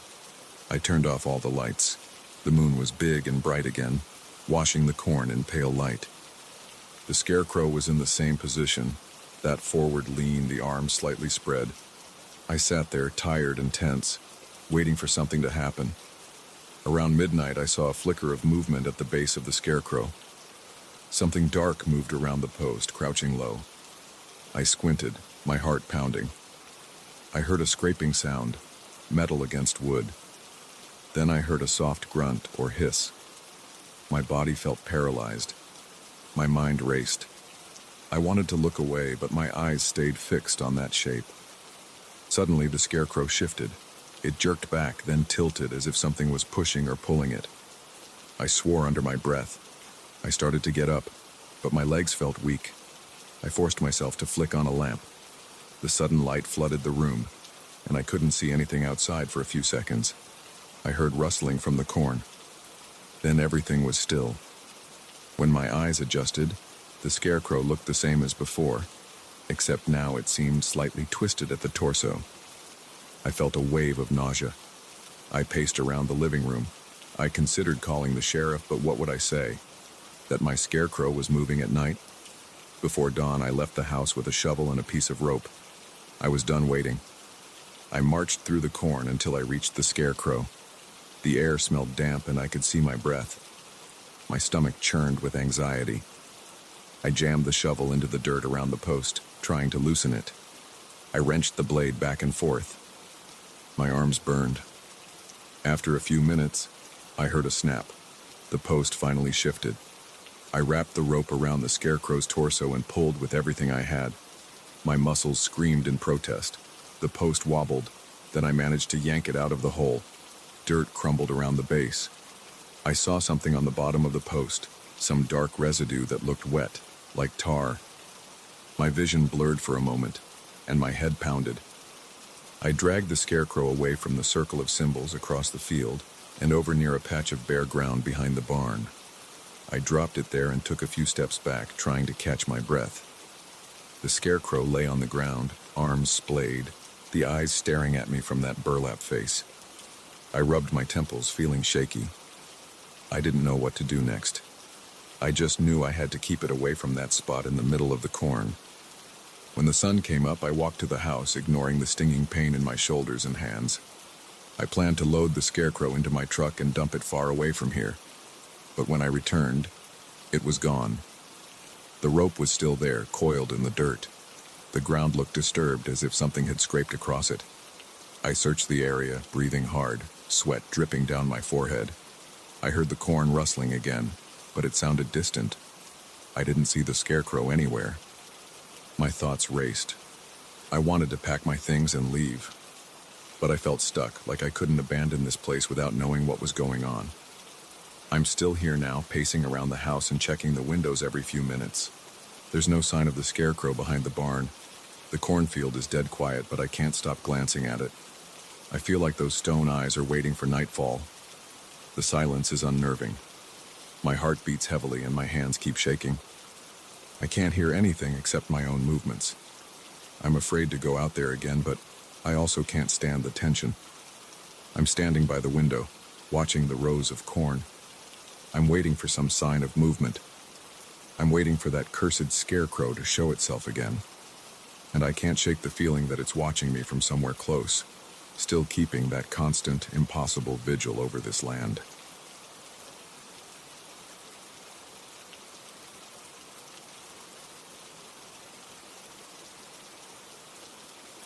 I never expected to find anything strange in my parents' house. I just wanted to fix it up, sell it, and move on. The place had been empty for years. The roof had leaks, the paint was peeling off the walls, and the entire structure smelled like stale air. I drove over on a Friday morning and parked out front. The yard was overgrown. There were weeds everywhere, and a few pieces of trash blown in from the street. When I opened the front door, dust rose in the air and made me cough. The main rooms were exactly how my parents left them. Furniture covered in dusty sheets, old family photographs on the walls, and a thick layer of grime on every flat surface. I felt uneasy right away, but I told myself it was just the general gloom of an abandoned home. I planned to start in the basement. That was always a trouble spot when I was growing up. The sump pump down there used to fail all the time, and I remembered my dad complaining about water seeping in. I figured I'd check the basement first, then move upward through the house. I opened the basement door and flipped the light switch, but the bulb didn't turn on. I used my phone's flashlight and walked down the steps. Each step creaked. At the bottom, I saw water covering the floor. It was about ankle deep, but it looked stagnant. It had a dark brown color, and it smelled old. It smelled rotten, almost like dirty laundry left out for weeks. My stomach tensed up. I shined my phone's light around. The old shelves were water damaged, cardboard boxes had split open, and some old tools were rusted. The water made a faint trickling sound against the walls, as if it was trying to find a way out. I noticed some pipes in the corner near the sump pump. They were partially submerged. I figured I'd need a bigger pump to clear this. There was no sense in trying to fix anything until I got that water out of there. I felt annoyed, but I also felt a little rush of adrenaline. I liked the idea of solving a problem, even if it was gross and damp. I went to the hardware store and bought a heavy-duty submersible pump. I also got thick rubber gloves and boots. I took everything back to the house and set up the pump in one corner of the basement. I ran a hose outside through a small window so the water would drain onto the lawn. When I plugged in the pump, it hummed and started sucking water. I watched the water level slowly go down. At first I was relieved. Then about 10 minutes later I heard a sound. It was a muffled hum. I felt my skin prickle, and I turned my head to see if there was something behind me. There was nothing there, just the walls and the moving water. I tried to shrug it off. I blamed the pipes or maybe the pump itself. As the water drained, I heard that hum again. It sounded like a voice trapped underwater, but I couldn't make out words. My ears started ringing, and I couldn't tell if I was just imagining it. I moved closer to the pump. The noise got louder, but I still couldn't understand it. Then I heard something that sounded like my name. It was low and garbled, but I felt certain I heard it. My heart started pounding. I turned off the pump. The moment I did, the hum stopped. The basement was quiet, except for my breathing. I stood there with my flashlight, scanning the basement walls. Water was still draining out of the pump hose, but at a much slower rate because I turned the power off. The basement had a strange echo. The dripping from the ceiling joists sounded louder than before. My phone battery was running low, and the basement light was dead. I decided to leave the pump off for the day and come back with better lighting. I locked up the house and drove home, trying to calm myself. I told myself I was stressed. I even thought maybe the sound was wind passing through cracks in the foundation. The next day, I arrived with a proper flashlight, some extra bulbs, and a new fixture for the basement. I installed the light fixture, hoping the electrical lines were still okay. It took a bit of fiddling, but eventually I got it to work. A single bulb lit the basement. The water had come back overnight. The basement was flooded again, just as high as before. The pump was still in place, but it was half submerged. My frustration grew. I didn't understand how the water was returning that fast. I pulled out my phone to call a plumber, but I decided to try draining it again by myself. I turned on the pump. The hose outside spewed water onto the grass. I watched the level drop. 10 minutes in, I heard the hum. It had the same garbled quality as before, like a voice behind a wall. It kept coming in short bursts. My muscles tensed and my jaw locked. I felt sweat beading on my forehead even though the basement was cold. The sound grew clearer. It said my name again. My flashlight shook in my hand, and I caught myself standing completely still. The pump whirred, and the basement light flickered for a second. I turned and saw the water move in a circular pattern. It was forming a shape that looked like a head and shoulders rising. I felt my pulse in my neck. The shape vanished when the pump stuttered. The water swirled around it, then settled into an uneven ripple. I turned off the pump and stared at the water. My breath was quick and shallow. I waited a few seconds, then walked over to the center of the basement. I tried to see if there was some trick with the water flow. My boots sloshed through the water. It rose almost to my calves now. I leaned in and reached a hand into the water.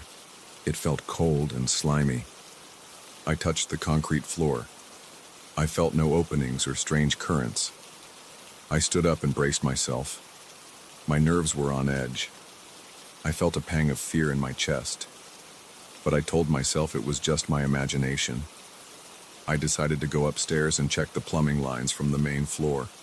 I went to the bathroom and kitchen, but I didn't see any major leaks. The pipes seemed old, but intact. I went back to the basement stairs and looked down. The water was calm again. I flipped on the pump one more time to see if I could catch that shape. The motor hummed. The water started draining. I stayed at the top of the steps with the flashlight aimed at the floor below. After a few minutes, that low hum came back. It started like a faint vibration that built in volume. It sounded like someone saying Thomas, which is my name. I gripped the railing. My whole body felt cold. Then the water changed shape again. A torso and arms pushed up from the surface. It had the outline of shoulders and a head.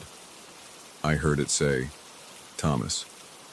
I almost dropped the flashlight. My heart hammered in my chest. I switched off the pump, and the shape sank back into the water.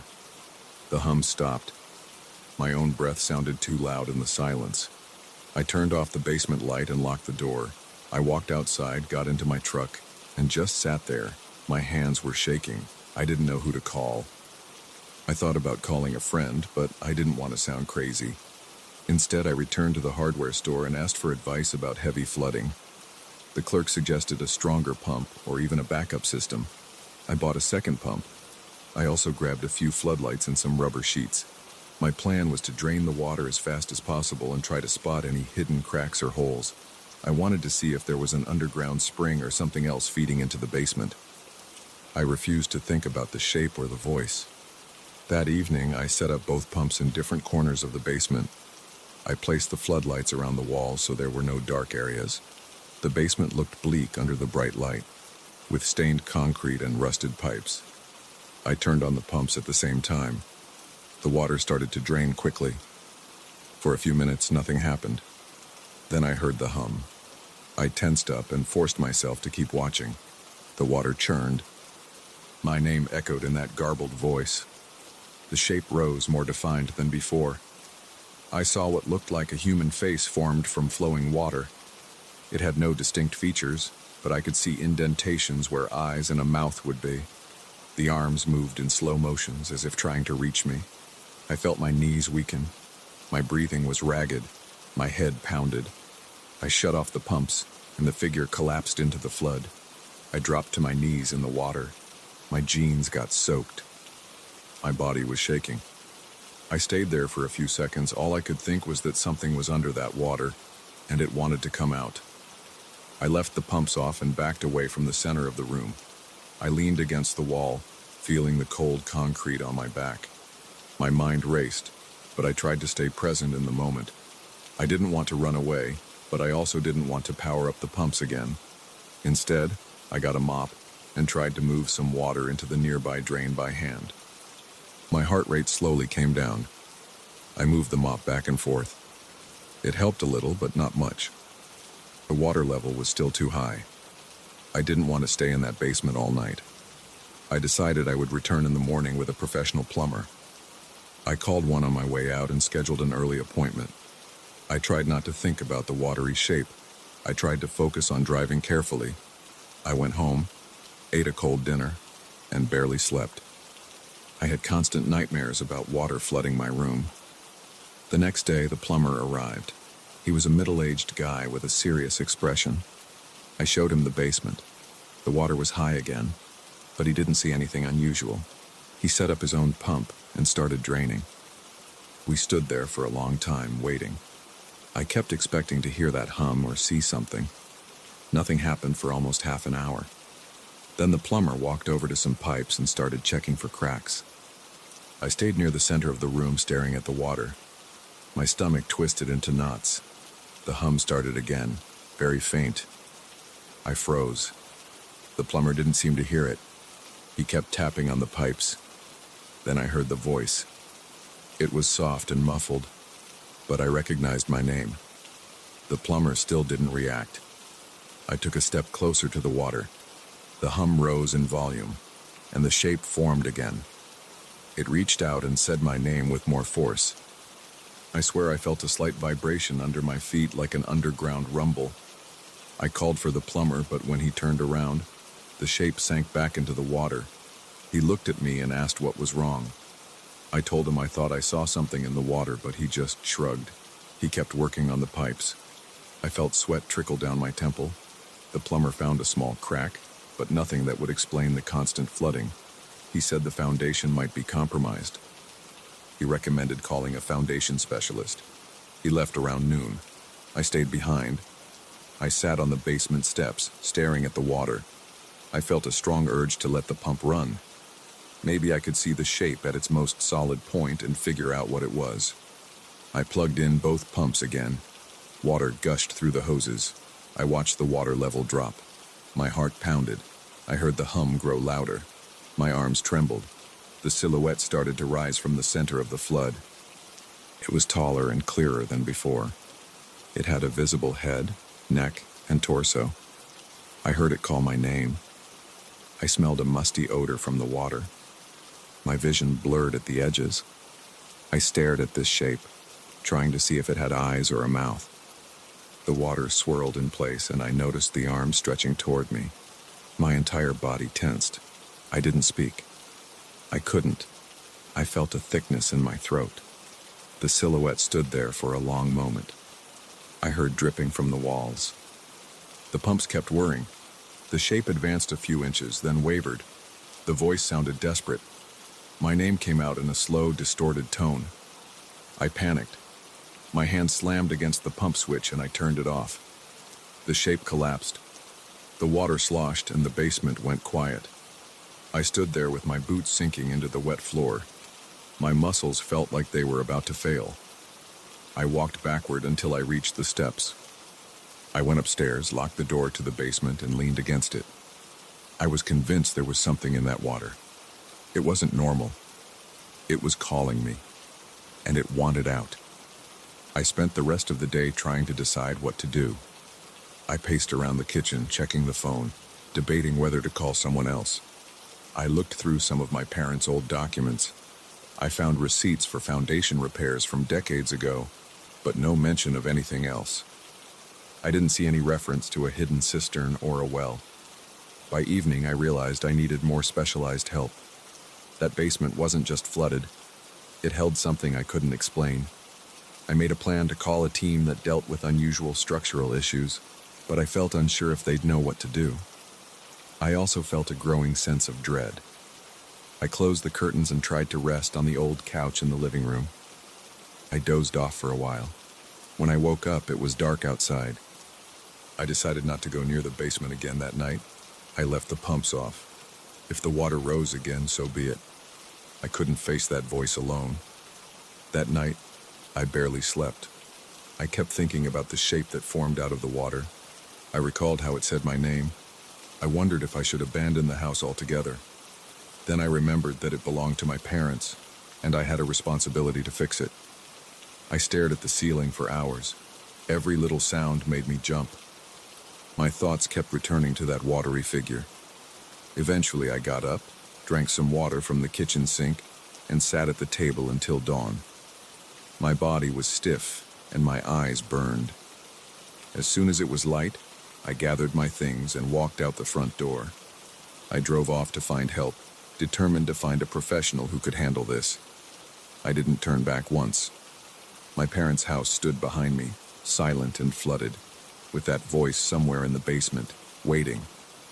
I had no idea what it really was, but I knew I couldn't face it alone.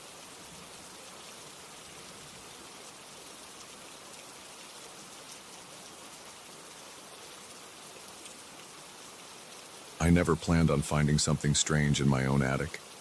I only went up there to deal with the mess that had piled up over the years. I live with my partner in a 2-story house, and we both agreed it was time to clean every corner. We had boxes of old clothes, random junk, and furniture we never used. The attic was a nightmare. It smelled musty, and the single light bulb hanging from the ceiling flickered when I flipped the switch. I was ready to toss half the stuff, but then I saw those photos. They were stacked against the far wall, hidden behind some battered suitcases. At first, I thought maybe they were family heirlooms I'd never heard about. But when I looked closer, I realized the people in the pictures were total strangers. The pictures were all black and white. The people wore clothes that seemed old-fashioned, like something from the middle of the last century. There were men, women, a few teenagers, but I didn't recognize a single face. Each photograph was in its own simple frame. All the people looked tense, with rigid shoulders and tight expressions. Some had eyes that seemed fixed on the camera, like they were bracing for something. Others had their gaze shifted to the side. I felt a prickling at the back of my neck as I flipped through them. I couldn't explain why. Something about their faces made me uneasy. I set the first few frames aside, then realized there were more. Stacks of them, dozens. I wondered who had put them there and why. This house belonged to my great-uncle before he passed it on. He never mentioned anything like this. I took a few of the frames to the nearest table under the attic light. I tried to see if there were dates or names written on the back. Nothing. All blank. The frames were dusty, and my hands got covered in a fine layer of dirt when I picked them up. I felt a chill in the air that wasn't just about the weather. It made the hair on my arms stand on end. I should have just closed the boxes and taken everything downstairs to get rid of. But curiosity got the better of me.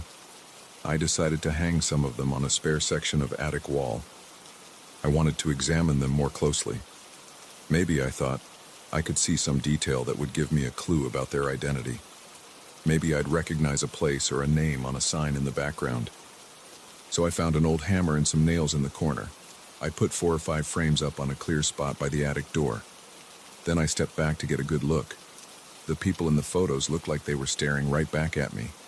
Their eyes, though faded, still had an intensity that made my stomach tighten. I finished for the day after hanging those few pictures. I stacked the other frames neatly in a corner and headed downstairs. My partner was in the living room sorting books. She asked me how it went. I said it was fine, just dusty. I decided not to say anything about the photos yet. I wasn't sure how to explain the feeling I got from them. It wasn't anything I could articulate, so I kept it to myself. That night, I went to bed late. I had trouble sleeping, so I spent an hour lying in the dark. My mind kept drifting to those pictures, wondering who the people were.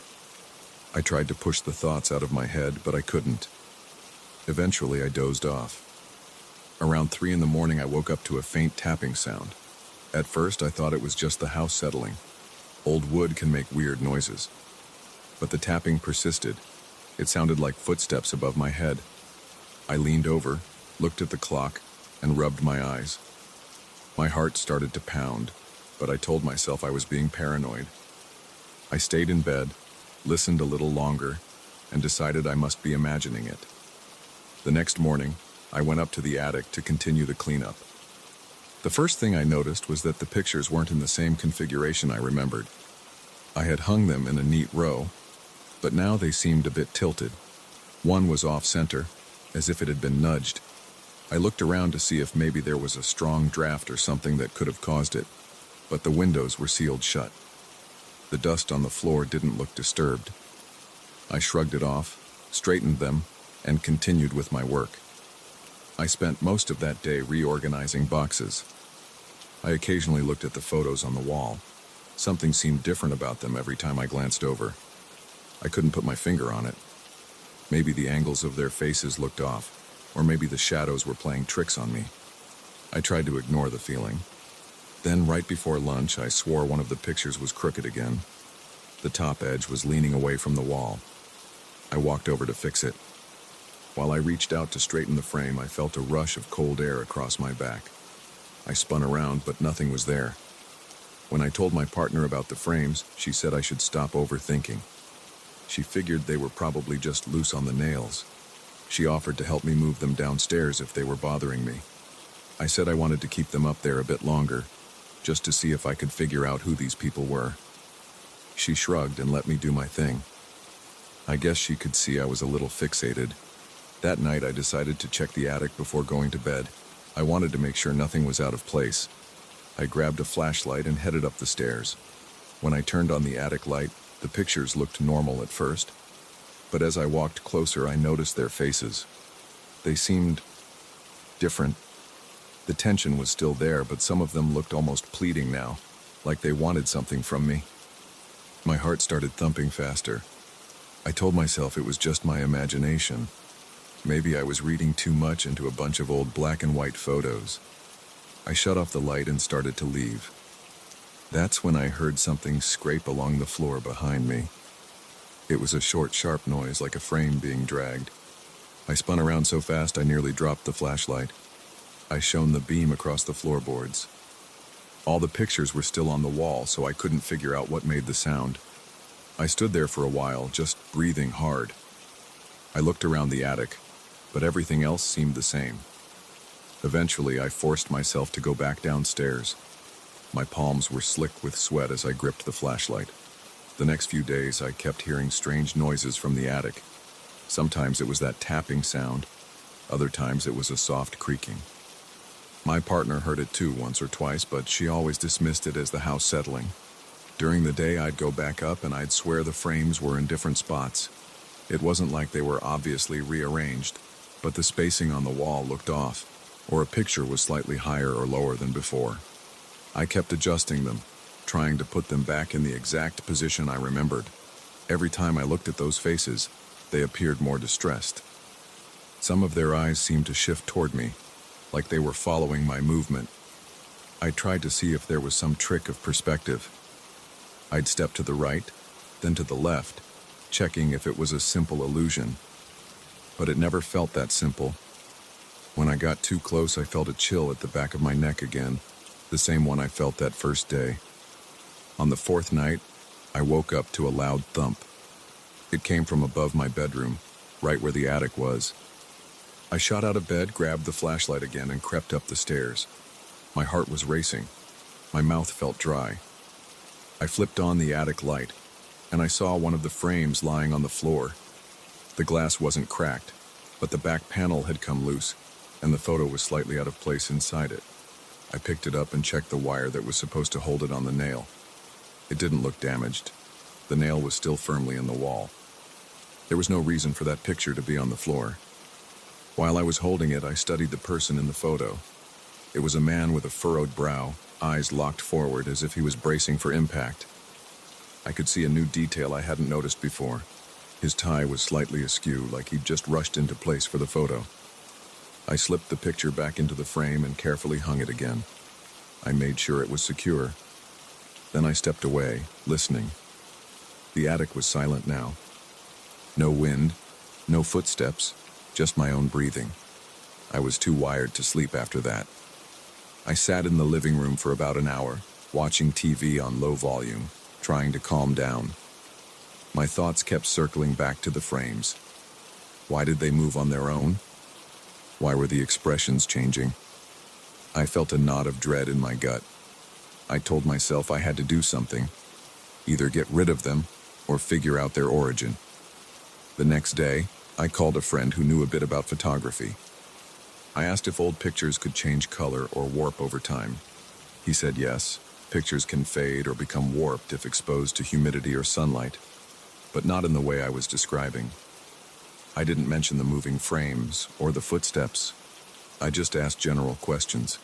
He didn't have any special insight. After hanging up, I went back to the attic. I started pulling more frames out of the boxes, hoping to find clues on the backs or inside the frames. Still, nothing. No dates, no names, no text.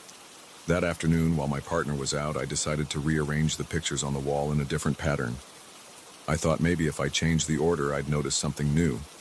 I lined up a dozen of them in a row, then put another 4 or 5 underneath. I stepped back to see the arrangement. Then I realized the people in the bottom row looked like they were angled up, as if staring at the row above them. It creeped me out. My pulse was thudding in my ears. I switched some frames around, but it didn't help. No matter how I arranged them, the people in the photos had the same tense, urgent expressions. I felt like I was intruding on something I wasn't meant to see.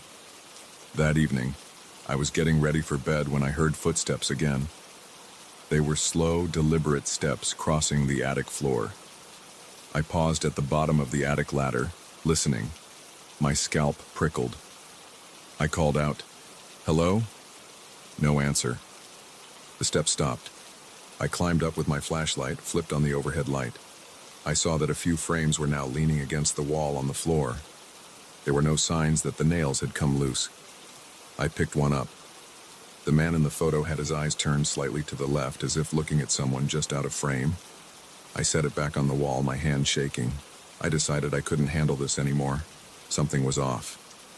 I grabbed a cardboard box and started taking the frames off the wall one by one. As I carried them, my stomach churned.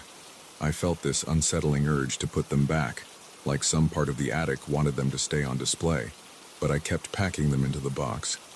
I only left one picture on the wall by accident because I ran out of space in the box. I almost didn't notice, but it was hanging right by the door. It showed a woman with wide eyes and clenched fists.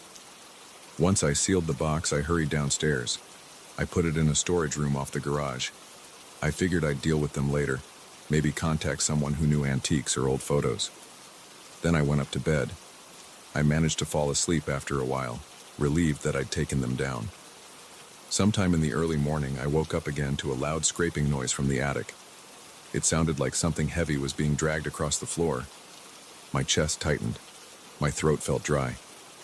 I lay there, heart pounding, trying to convince myself that it was just the wind or some random old house noise. But it didn't stop. It went on for a few minutes, then ended with a solid thump. I stayed in bed, staring at the ceiling. My mind raced with possibilities. Maybe the single frame I left behind had fallen, or maybe the entire stack of boxes had been knocked over. But why? By what? I told myself I'd deal with it in the morning. I pulled the covers up, closed my eyes, and tried to shut everything out. Now I'm sitting here in the living room telling you this story because I'm still on edge. The attic is quiet at the moment, but I can't relax. I feel like the silence is waiting to be broken again. My partner thinks I should just get someone to haul everything away.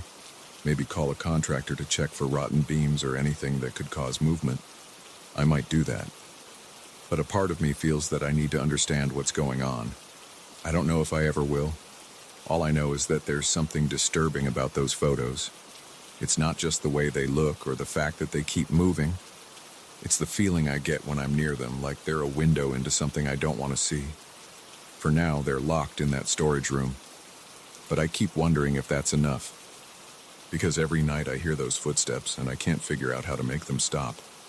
And in the morning I keep expecting to find the attic door open and those frames set back on the wall, staring at me again. And that's the part that keeps me awake at night.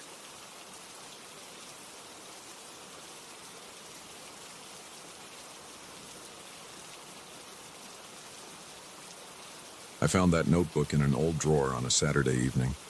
I had gone to my family's house to sort through a bunch of stuff nobody wanted. The house had a stale smell, like it hadn't been aired out in months. When I pulled open that drawer, I only expected to see dust, maybe some random papers. Instead, there was this small leather-bound notebook. It looked ordinary on the outside, except for a few scratches on the cover. No words, no initials, just blank leather. I flipped through the pages and saw nothing written anywhere. It looked unused. I tossed it on the kitchen table without a second thought. At that point, I didn't sense anything weird. I just thought I'd keep it as a curiosity and maybe write down some notes.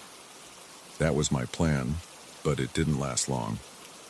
I heard an odd scraping sound later that night when I was alone in the living room. The house was quiet, apart from the hum of the refrigerator. I got up to check the kitchen, but everything looked the same except for the notebook. It was still lying there, but the cover looked slightly open.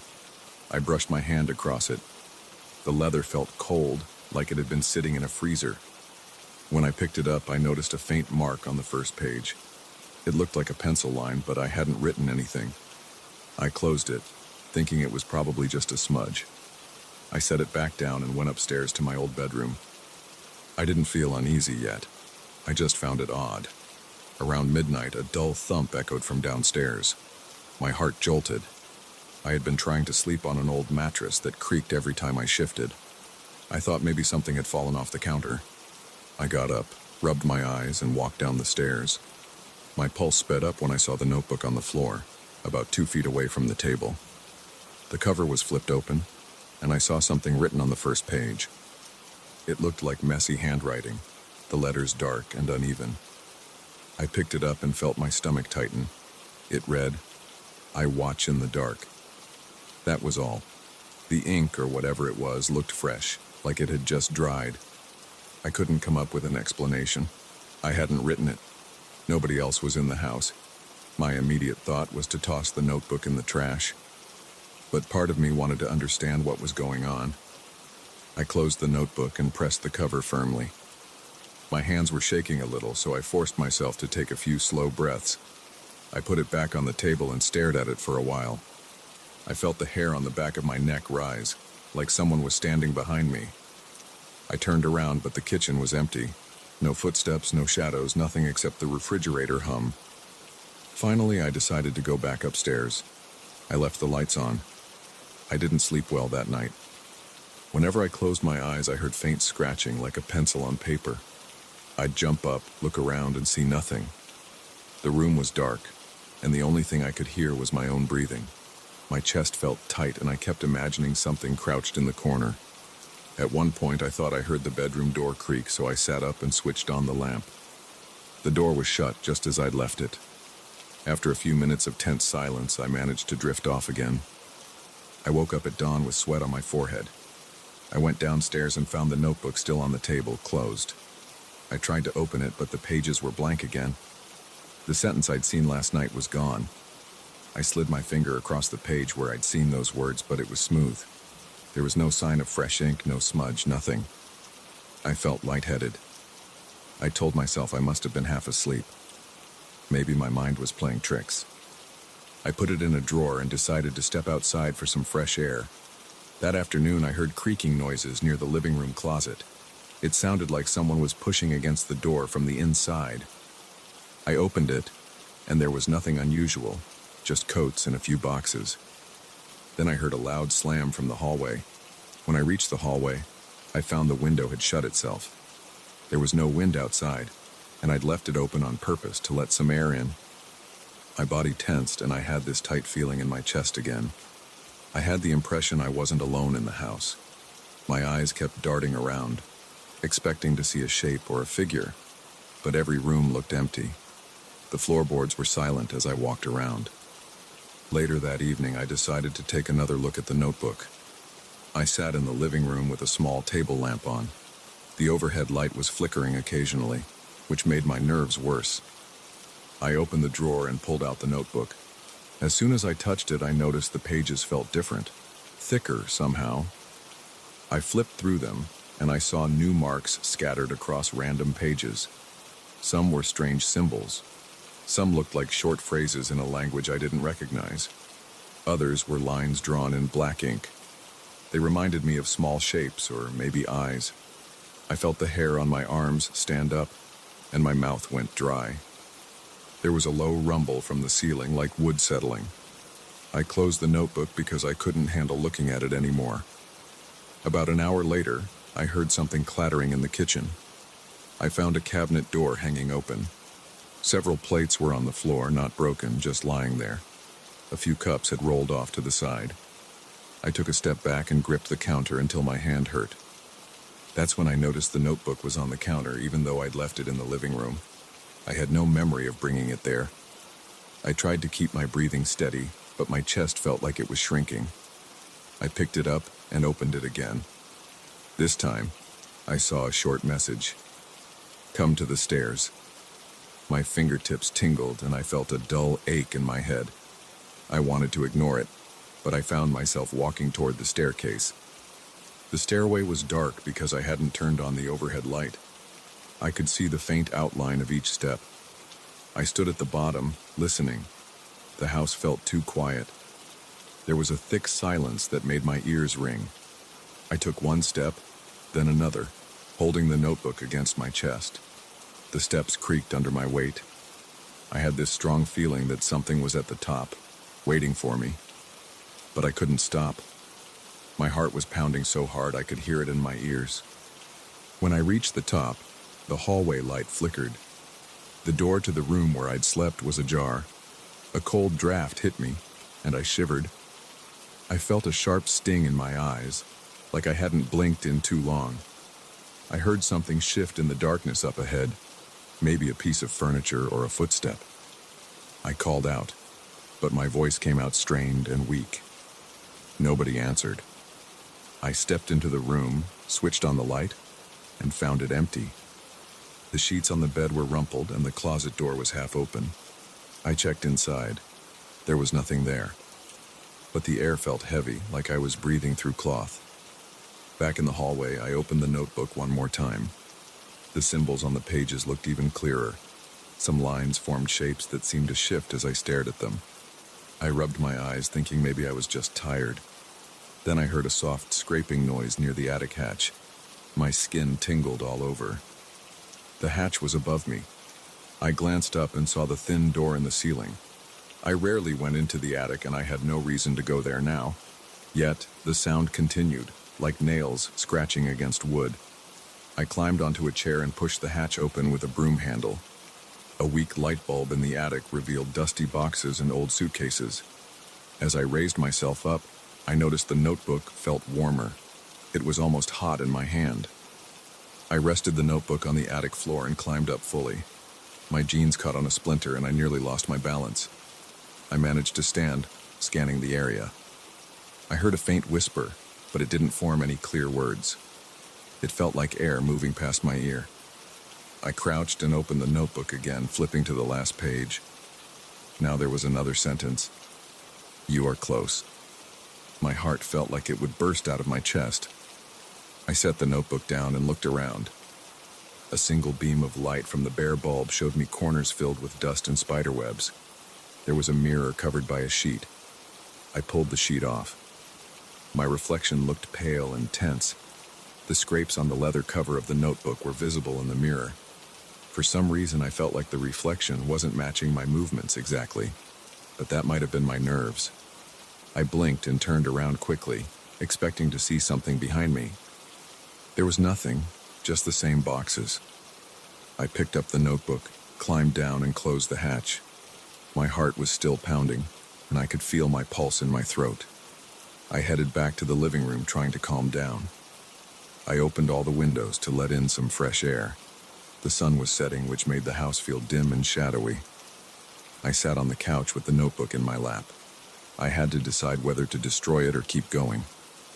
I thought about throwing it into the fireplace. But I wanted answers. I wanted to see if there was something else written. I told myself I'd give it one more night. If things got worse, I'd get rid of it in the morning. As darkness fell, the house started making more noises. Floorboards popped in different rooms. Doors creaked, then went silent. At one point, I heard the rattling of a window in the upstairs bathroom. I felt cold sweat drip down my sides. I got up to check, but as I reached the second floor, the sound stopped. The bathroom window was shut tight. I switched on the hallway light and noticed flickers again. The bulb seemed fine though, so I wasn't sure why it kept doing that. When I walked back down, I found the notebook open on the living room table. I didn't remember leaving it open. My throat went dry and I felt my heart thud. On the page, in large black letters, it said, "The truth is under the drawer." My mind flashed back to that desk drawer where I'd found the notebook. I felt a surge of adrenaline. My hands felt clammy, but I had to look. I walked over to the desk, yanked the drawer out, and placed it on the floor. The space behind the drawer was dusty. My hands trembled as I reached in and felt around. My fingertips brushed something thin and rectangular. I pulled it out. It was a photograph. It showed my father standing in that very room, holding a similar notebook. I flipped the photo over. On the back, there was a date from 30 years ago. My father never mentioned anything about a strange notebook, but there he was, staring straight at the camera with a grim expression. I felt uneasy, like my stomach was churning. I put the photo on the desk and looked at the notebook. The pages were fluttering on their own, even though there was no breeze. My pulse hammered. I saw words forming again.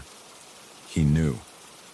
At that moment, I realized my father must have encountered the same weird phenomena. But he never spoke about it. Did he find a way to seal it away? Did he leave it here on purpose? My eyes started to water and I took a few steps back. My hands were shaking and I almost dropped the notebook. The air in the room felt thick. My mouth tasted metallic. I heard a faint dragging noise near the front door. The doorknob rattled. I expected it to open, but it stayed shut. The tension built in my chest until I could barely inhale. I gripped the notebook with both hands and held it over the trash can. My arms were trembling and my mind was racing. If I threw it away, would that stop whatever was happening? Or would it get worse? My breathing was rapid and shallow. I closed my eyes for a second, then looked at the notebook again. The words had changed. Don't. My heart felt like it skipped a beat. I let out a shaky breath and lowered my arms. Something compelled me to keep the notebook. I needed to understand more. I flipped through the pages and my vision blurred for a moment. When it cleared, I saw dark corridors in my mind like a vivid daydream. I saw long shadows on the walls. The corridors were narrow and seemed to stretch on forever. My ears rang and my heart raced. Then the vision vanished, and I was back in the living room, gripping the notebook so hard my knuckles went white. My shirt was damp with sweat. My muscles were tense and sore. I slammed the notebook shut and locked it in a small chest in the corner of the room. I felt the weight of fear pressing down on me. I could hear the floor creaking again as if the house was breathing. My head pounded. I needed a moment to think. I decided to sit down at the kitchen table and focus on the present. The walls seemed to press in and the windows rattled. My legs were shaky and my palms were sweaty, but I just sat there, breathing in and out. The clock on the wall ticked loudly. Minutes passed. There were no new noises. Eventually, I stood up and checked the chest. Everything was quiet. The notebook stayed inside. I don't know if I'll destroy it or hold on to it for a while longer. But I can't deny what I've seen or heard. The house reacts when the notebook changes. Doors slam, windows rattle, the attic hatch creaks, and unseen shapes move around. I feel torn about what to do next.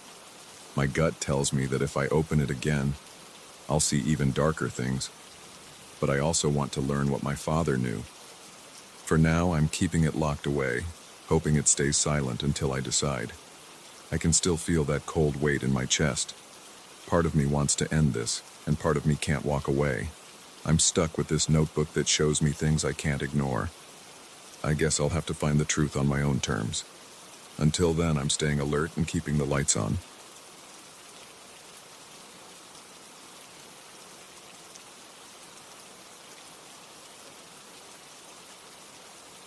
I arrived at the old convent on a Monday afternoon. The paint on the walls was cracked, the floorboards were uneven, and the air smelled like damp stone. I had a truck parked outside with all my tools. I wanted to get this job done fast because I needed to move my supplies into this space by the end of the month. My plan was to transform the old place into a functional atelier. I didn't expect anything unusual. I just wanted to fix up the walls, give everything a fresh coat of paint, and set up my work area. The first thing I did was take a slow walk through each corridor.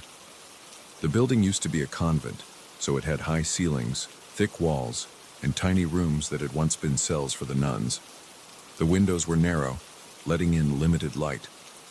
There was a heavy, silent atmosphere inside. My footsteps echoed in these long halls, and sometimes when I stopped, the echo would keep going for a split second longer than I expected. It made me feel a little uneasy, like there was someone else there, matching my steps. I shrugged it off as the way old buildings carry sound. I started by cleaning up the walls. I set up a stepladder, grabbed some sandpaper, and spent hours trying to smooth out the layers of old paint. Dust floated through the air, making me cough.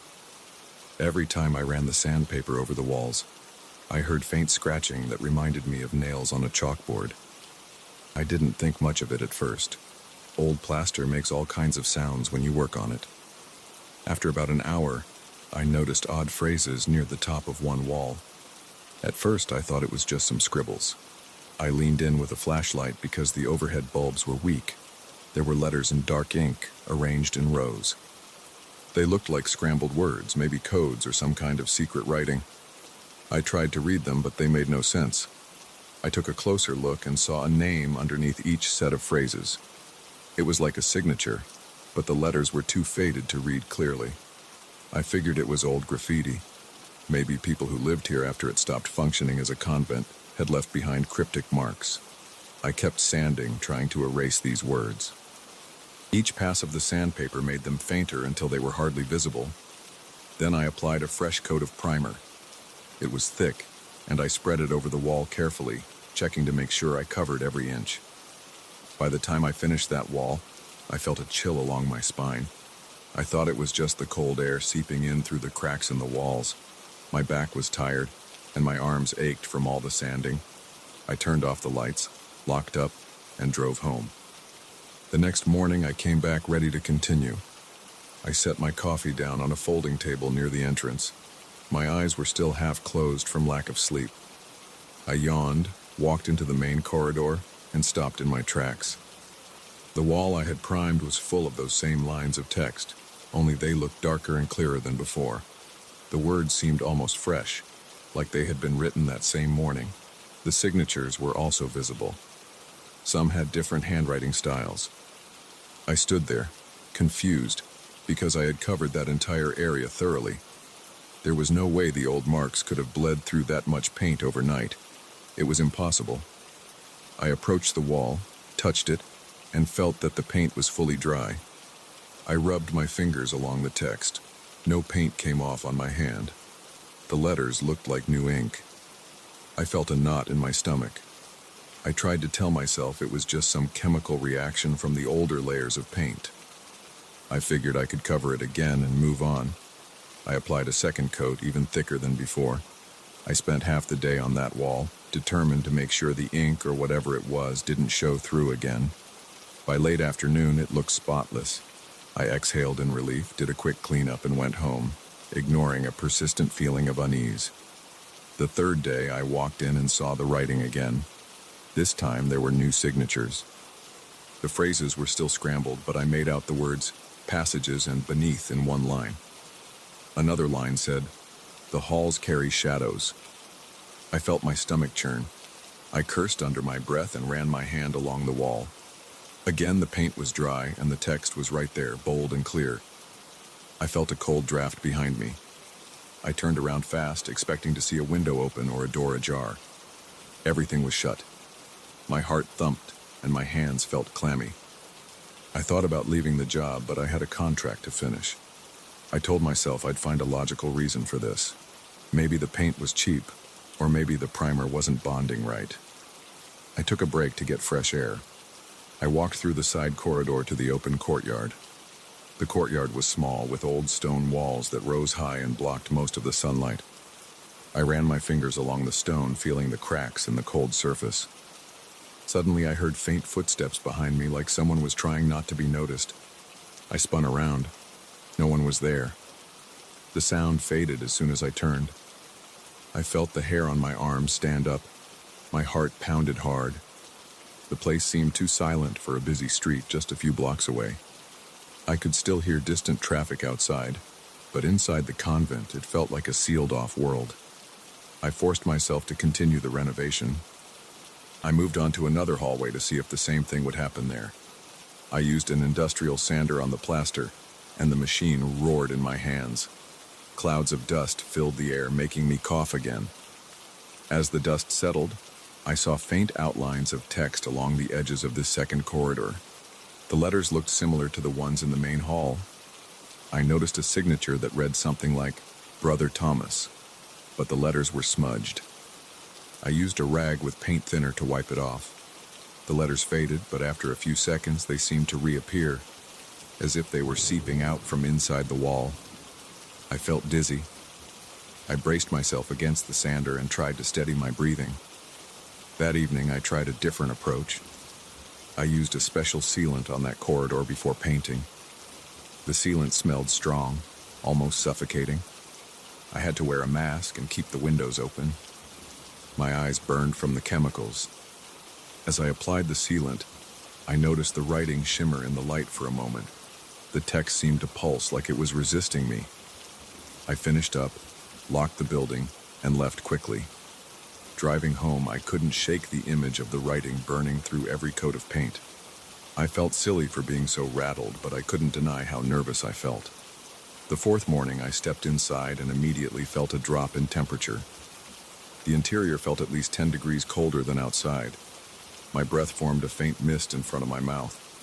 I walked over to the walls I had sealed, and sure enough, the writing was there again, crisp and fresh. The paint was dripping in some spots, creating small rivulets that ran across the phrases. It looked like tears on the walls. I reached out, and the paint wasn't wet. My fingertips stayed clean, but the drips were visible, moving so slowly that I had to stare for a few seconds to be sure. My hands shook and my heartbeat felt too fast. My throat went dry. I backed away and bumped into a shelf. Tools clattered onto the floor. I heard footsteps again, this time echoing in the hall next to mine. They were light steps, like someone in soft shoes. I walked toward the noise, my knees shaking.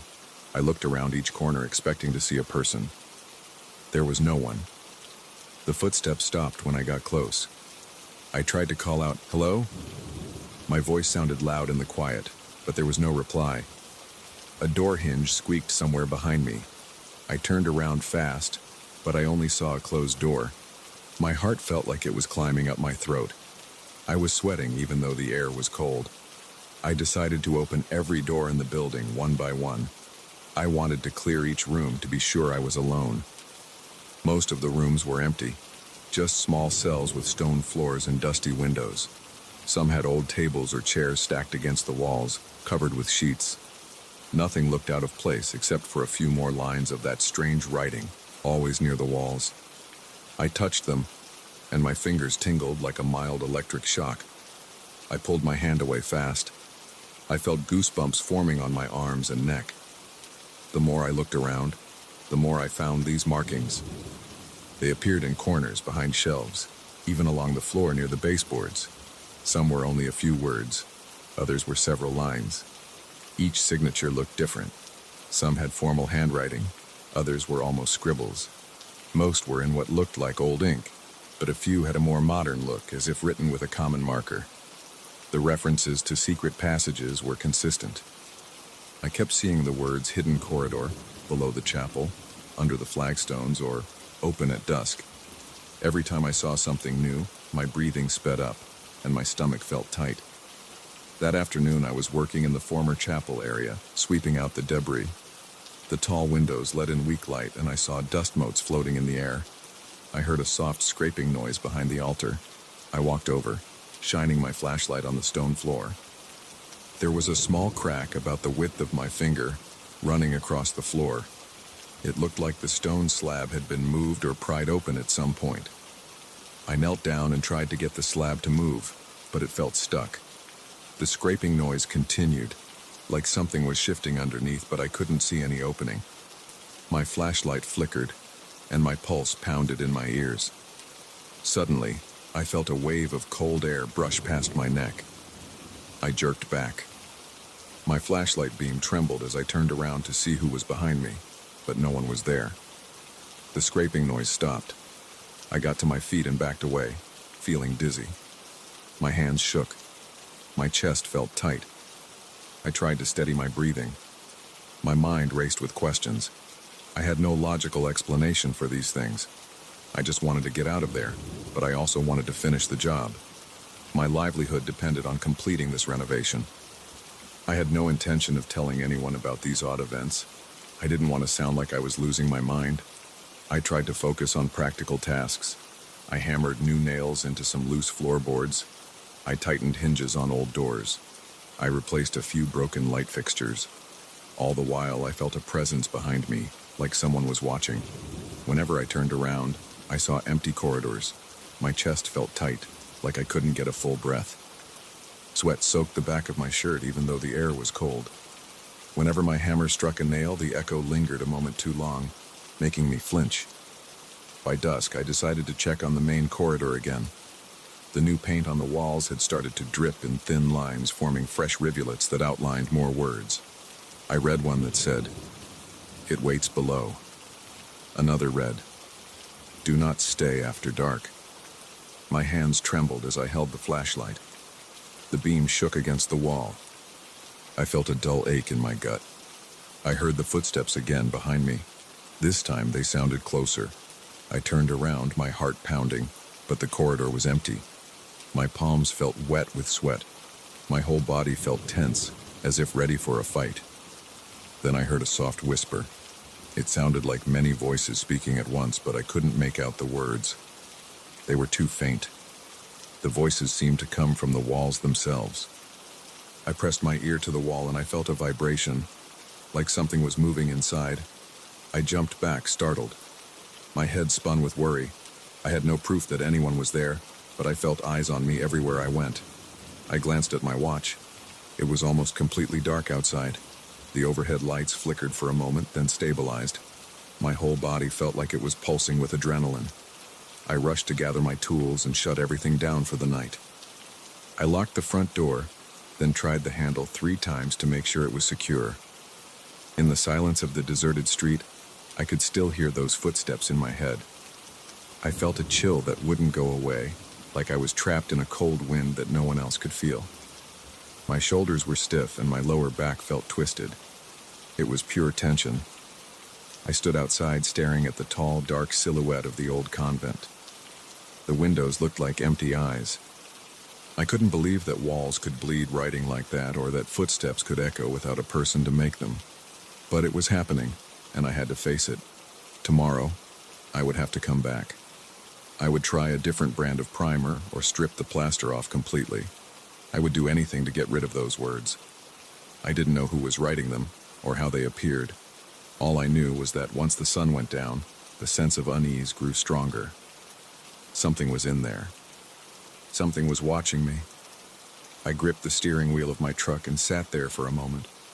My heart was still racing.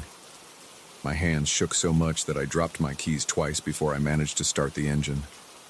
As I pulled away from the curb, I glanced in the rearview mirror.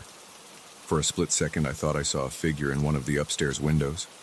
It was a shape, dark and still. I blinked, and it was gone. My hands felt cold on the wheel. I drove off, wishing I could forget what I'd seen, but knowing I would dream about it. Tomorrow, I'd have to face it again.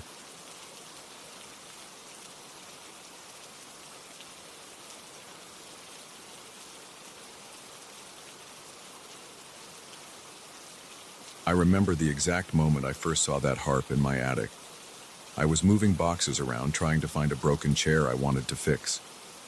I pulled some old quilts from a corner and caught a glimpse of something large under a dirty sheet. When I lifted the cloth, I saw the harp. It stood upright, surrounded by dust, with intricate wooden details carved into its column and base. It had thick strings coated in cobwebs.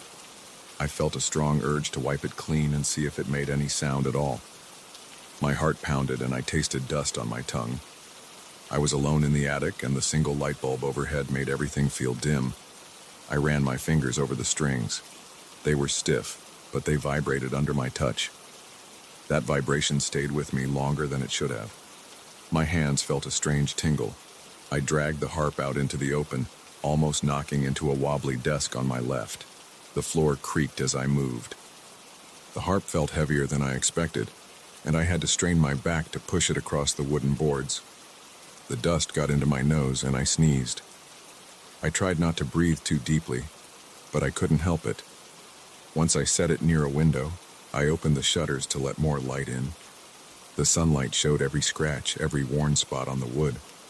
I thought it looked old and expensive, even though it had obviously been abandoned for a long time. Later that evening, I brought the harp downstairs because I wanted to examine it in better light. I turned on the lamp in the living room, placed the harp by the fireplace, and sat on a stool to see if any of the strings worked. At first, I plucked them in a random order. They were out of tune and made dull sounds. My fingers felt uncertain. I'd never played a harp before, only a little piano as a child. I kept fiddling with the strings until my fingers felt numb. The night grew quiet and my eyelids got heavy. I decided to leave the harp where it was and go to bed. I switched off the lights and tried to get some rest. Around 3 in the morning, I woke up to a low, humming vibration. My heart thumped and a chill shot through my body. At first, I thought a truck was driving by, or maybe there was thunder in the distance. Then I heard a brief series of notes. It was soft, but distinct. I sat up in bed, my back tensed and my ears strained to catch every sound. I recognized the tone from the harp. It was in the living room. I got out of bed and slowly walked toward the hallway. My feet felt cold against the floor. I didn't turn on the lights because I was focused on that noise. I heard another set of chords, then silence. I stood by the living room door, peering in. The fireplace was off. The moonlight came through the window and I could see the harp's silhouette. It stood still, but it felt different, as if it held some charge in the air around it. I flipped the light switch. Everything looked normal. I walked over to the harp. The strings weren't moving, and there was no breeze in the room. My hands felt sweaty, and my pulse was fast. I whispered to myself that maybe I had dreamed it. I stayed there for a few minutes, but nothing else happened. I returned to bed, though I couldn't sleep well. My thoughts stayed on that harp. The next day, I tried to tune the harp. I didn't know the correct method, so I watched some quick video tutorials on my phone. I found a small tuning key in the attic, probably left there by whoever owned the harp before me. I adjusted each string carefully. It took me a while because the harp was old and the pegs were stiff. My arms got tired, but eventually I got most of the strings to produce a decent pitch. The sound was more pleasant now. I tried to play a few simple scales, but my technique was clumsy. My fingers slipped on the strings. Still, I liked the resonant quality it had. That night I heard it again. This time, the notes were longer, forming a slow sequence. I jolted awake from a deep sleep, my ears instantly on alert. My heart beat so hard it felt like a hammer inside my chest. I didn't wait. I threw off my blankets and walked straight to the living room. I turned the corner and saw the harp. The air felt charged like static. I heard a faint echo of the last note fading out. My arms broke into goosebumps, and the hair on the back of my neck stood up. I turned on the lamp. The harp looked the same as always, but I saw a slight shimmer on one of the strings like it had just been plucked. I reached out and touched it. It was still vibrating. That moment made my stomach turn. I stood there, staring, unsure what to do. Then I grabbed a notebook and started writing down the notes as best I could. I tried to match each tone on my phone's piano app. My hands shook while I wrote. I felt compelled to record everything I could. Maybe I thought it would help me understand what was happening. The next day I tried to replicate those sequences on the harp. I struggled to match the exact pattern, but I caught some resemblance of the chords. They were slow and had a somber feeling. As I played them, something inside me tingled. My breathing got shallow and I had a sense of being watched. That night, I had a dream that felt incredibly real. I saw a large ballroom with polished floors. There were people in formal attire dancing and talking. I stood in a corner watching them. Their clothes were from another era, tailcoats, long dresses, and gloves. I heard harp music echoing through the room, but I couldn't see who was playing. When I woke up, I was drenched in sweat. My sheets were twisted around my legs, my heart was racing. I sat up in bed, panting. I took a long drink of water and tried to calm down. The images wouldn't leave my head. Over the following nights, the harp played on its own more frequently. Sometimes it was a single chord, other times a short melody. I got up each time and wrote the notes in my notebook. I tried to keep track of the time as well. It always happened between 2 and 4 in the morning. My tiredness grew. I started feeling restless during the day. My hands trembled whenever I thought about the harp. I stopped going out with friends. I wanted to stay near the harp to see if anything else would happen. I began attempting to learn more complex pieces, even though I had no music sheets for the harp. I used the internet to find random harp compositions, but none matched the notes I was hearing at night. Then something else happened. While I was practicing a simple tune in the late afternoon, I noticed faint writing on the wood near the top of the harp's column. It looked like old markings, partially erased by time. I leaned in closer, but I couldn't read them. They seemed like symbols, maybe part of an original decoration. I felt an odd pull, like the harp wanted me to see those markings. I tried rubbing a pencil over paper laid against the wood to see if I could catch an outline, but it wasn't clear. The writing stayed mostly hidden. I gave up and went back to practicing. That night, around 3 in the morning, I woke up to a longer melody. It was fluid and had an unusual pattern. I rushed to the living room. The notes kept playing one after another, like a trained musician's performance. The sound was clear and confident. My heart pounded in my chest as I watched the harp's strings move without any visible hand touching them. They quivered in the faint glow of a streetlight through the window. I felt cold sweat trickle down my forehead. My shirt clung to my back. The melody lasted almost a minute. When it ended, I wrote down what I heard. My handwriting came out shaky. I felt dizzy. After that performance, I began having more detailed dreams. I saw the same ballroom, but now I walked through it. I smelled perfume and cologne. I heard the distinct tapping of shoes on the floor. I noticed that no one acknowledged me, as if I wasn't really there. I kept hearing that harp melody in the distance. My own breathing felt tight in the dream. The dream ended when I tried to approach a man wearing a dark suit. He turned to me with a blank face. I woke up gasping. I didn't feel rested at all. My sheets were soaked with sweat again. I decided I wanted to capture every note of that longer melody. I spent the next day replaying what I had jotted down, trying to piece it together. Sometimes my mind went blank, and I couldn't recall certain parts. I got frustrated. My frustration led me to become more aggressive in my practice. My fingertips hurt from plucking the strings over and over. My lower back ached from sitting in the same position. I didn't care. I felt like I had to learn this piece. I convinced myself it was a puzzle, and if I solved it, I'd understand why these dreams and midnight concerts kept happening. My obsession grew. I neglected chores. I barely ate. When I did eat, I stood in the kitchen with a sandwich in one hand and my notebook in the other, scribbling notes. I tripped over furniture because I was always distracted, thinking about the sequence of chords. My eyes felt heavy from lack of sleep. My neck tensed up so much that it hurt to turn my head. I spent hours on the floor near the harp, searching for hidden compartments or more markings. I tapped the wood, listening for hollow spaces. I found none. On the fourth night of hearing the full melody, I managed to play a decent version of it during the day. As soon as I finished, I felt an intense need to look at the markings again. I grabbed a flashlight and aimed it at the top of the harp, near the place I saw the faint symbols. This time, I could make out some letters. They looked like an old language. I couldn't read them, but I recognized that they were there. My mouth went dry. A wave of dizziness came over me. I steadied myself by leaning on the harp. The wood felt warm, almost like it had its own heat. My pulse quickened again. My hand trembled. That night, the harp did not play by itself. I stayed awake, waiting in the living room. My eyes were on the harp strings, expecting them to move. Nothing happened. Around 4:30 in the morning, I finally dozed off on the couch.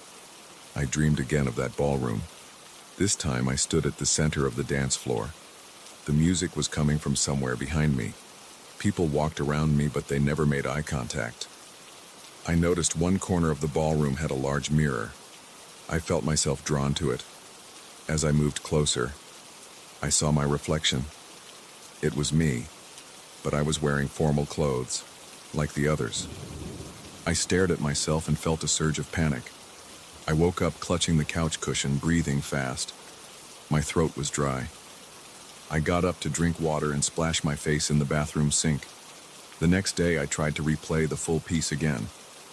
As I reached the halfway point, I realized the harp strings looked different. They seemed to glow in the sunlight. My chest felt tight, and I fought the urge to stop. I forced myself to keep playing until the end. When I finished, I jotted down some changes I noticed in the notes. My phone buzzed with a text, but I ignored it. I didn't want any distraction. I kept plucking the strings. My arms felt shaky. My breath came in short bursts. I repeated the piece again. Suddenly, I felt a strong vibration from the harp. It hit my hands and traveled up my arms, then spread through my chest. My vision blurred for a second. I blinked, struggling to see clearly. The strings kept vibrating even though I had stopped plucking them. I heard a faint echo in the living room, like the tail end of a long cord. My skin felt clammy. I stepped back, worried I might lose my balance. The vibration faded, and the room went silent. I set the harp down carefully and walked into the hallway. My legs felt weak. I leaned against the wall. My head pounded with tension. I tried to catch my breath. There was a ringing in my ears that wouldn't go away. I thought about calling someone or leaving the house, but I stayed. I felt too invested in what was happening. I couldn't just leave the harp behind, and I couldn't bring myself to get rid of it. I wanted to find answers. I wanted to see if the dreams would show me more. I decided to spend the next few nights in the living room, sleeping on the couch. I set an alarm for every hour, so I wouldn't miss any activity from the harp. My sleep became fragmented. I woke up exhausted each morning. The harp remained quiet. I started wondering if it was over. My stress level was high. My hands trembled all day. My reflection in the bathroom mirror looked gaunt. Dark circles formed under my eyes. My jaw felt tense from clenching it at night. On the 7th night of my vigil, I finally heard the harp again. It was around 3:30 in the morning. The chords sounded louder, more urgent. I sprang off the couch, my heart thumping. The strings were moving on their own. I grabbed my notebook, but I accidentally knocked it onto the floor. I cursed under my breath and picked it up. By the time I held my pen, the melody was nearly done. I recognized some of it.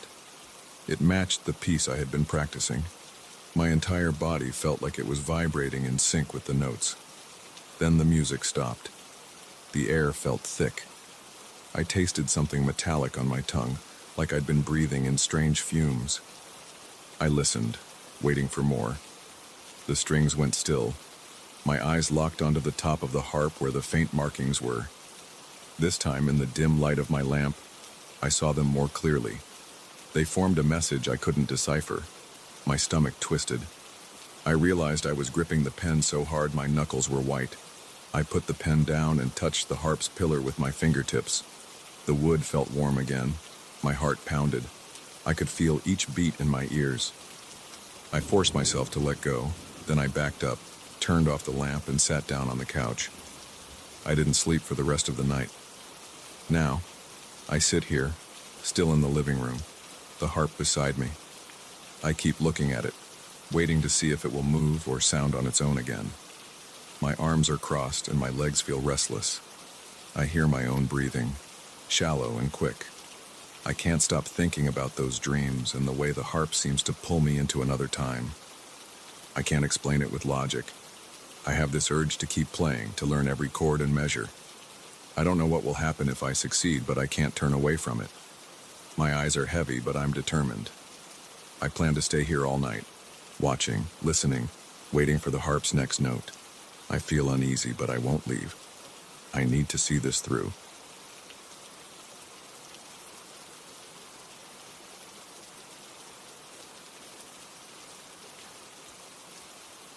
I had no idea what I was getting into when I first stepped onto that plateau.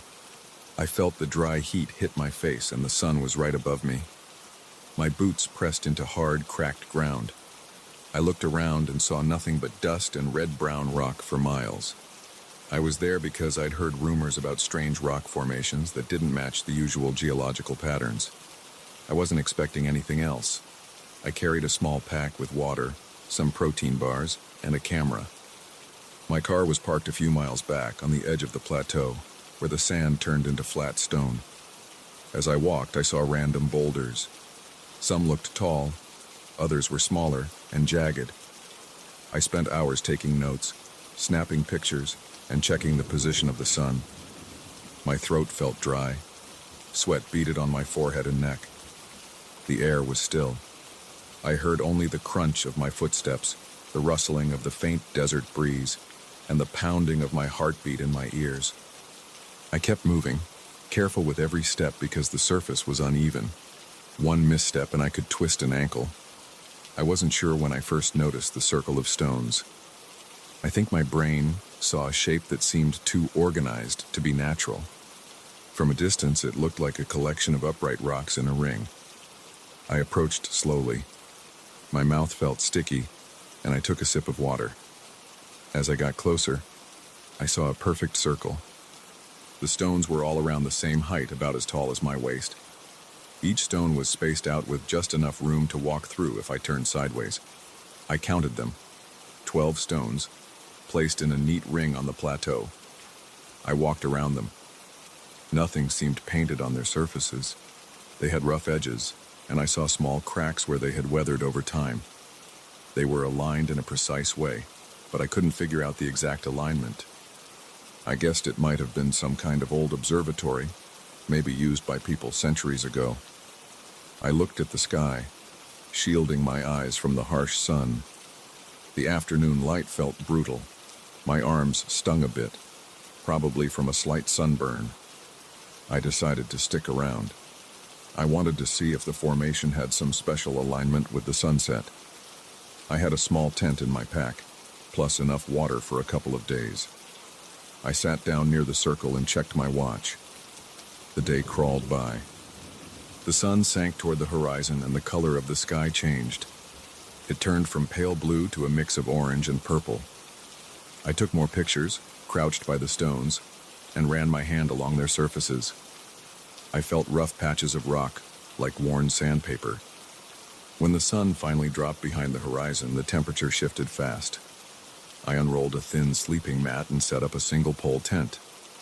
I lit a small lantern but kept it low because I wanted to see the sky. The air felt cooler. I got goosebumps on my arms. The quiet was intense. There was no sound of insects, no wind whistling. I heard my own breathing. I stood and walked around the circle, shining my flashlight occasionally so I wouldn't trip. I stopped when I thought I saw movement in the center of the circle.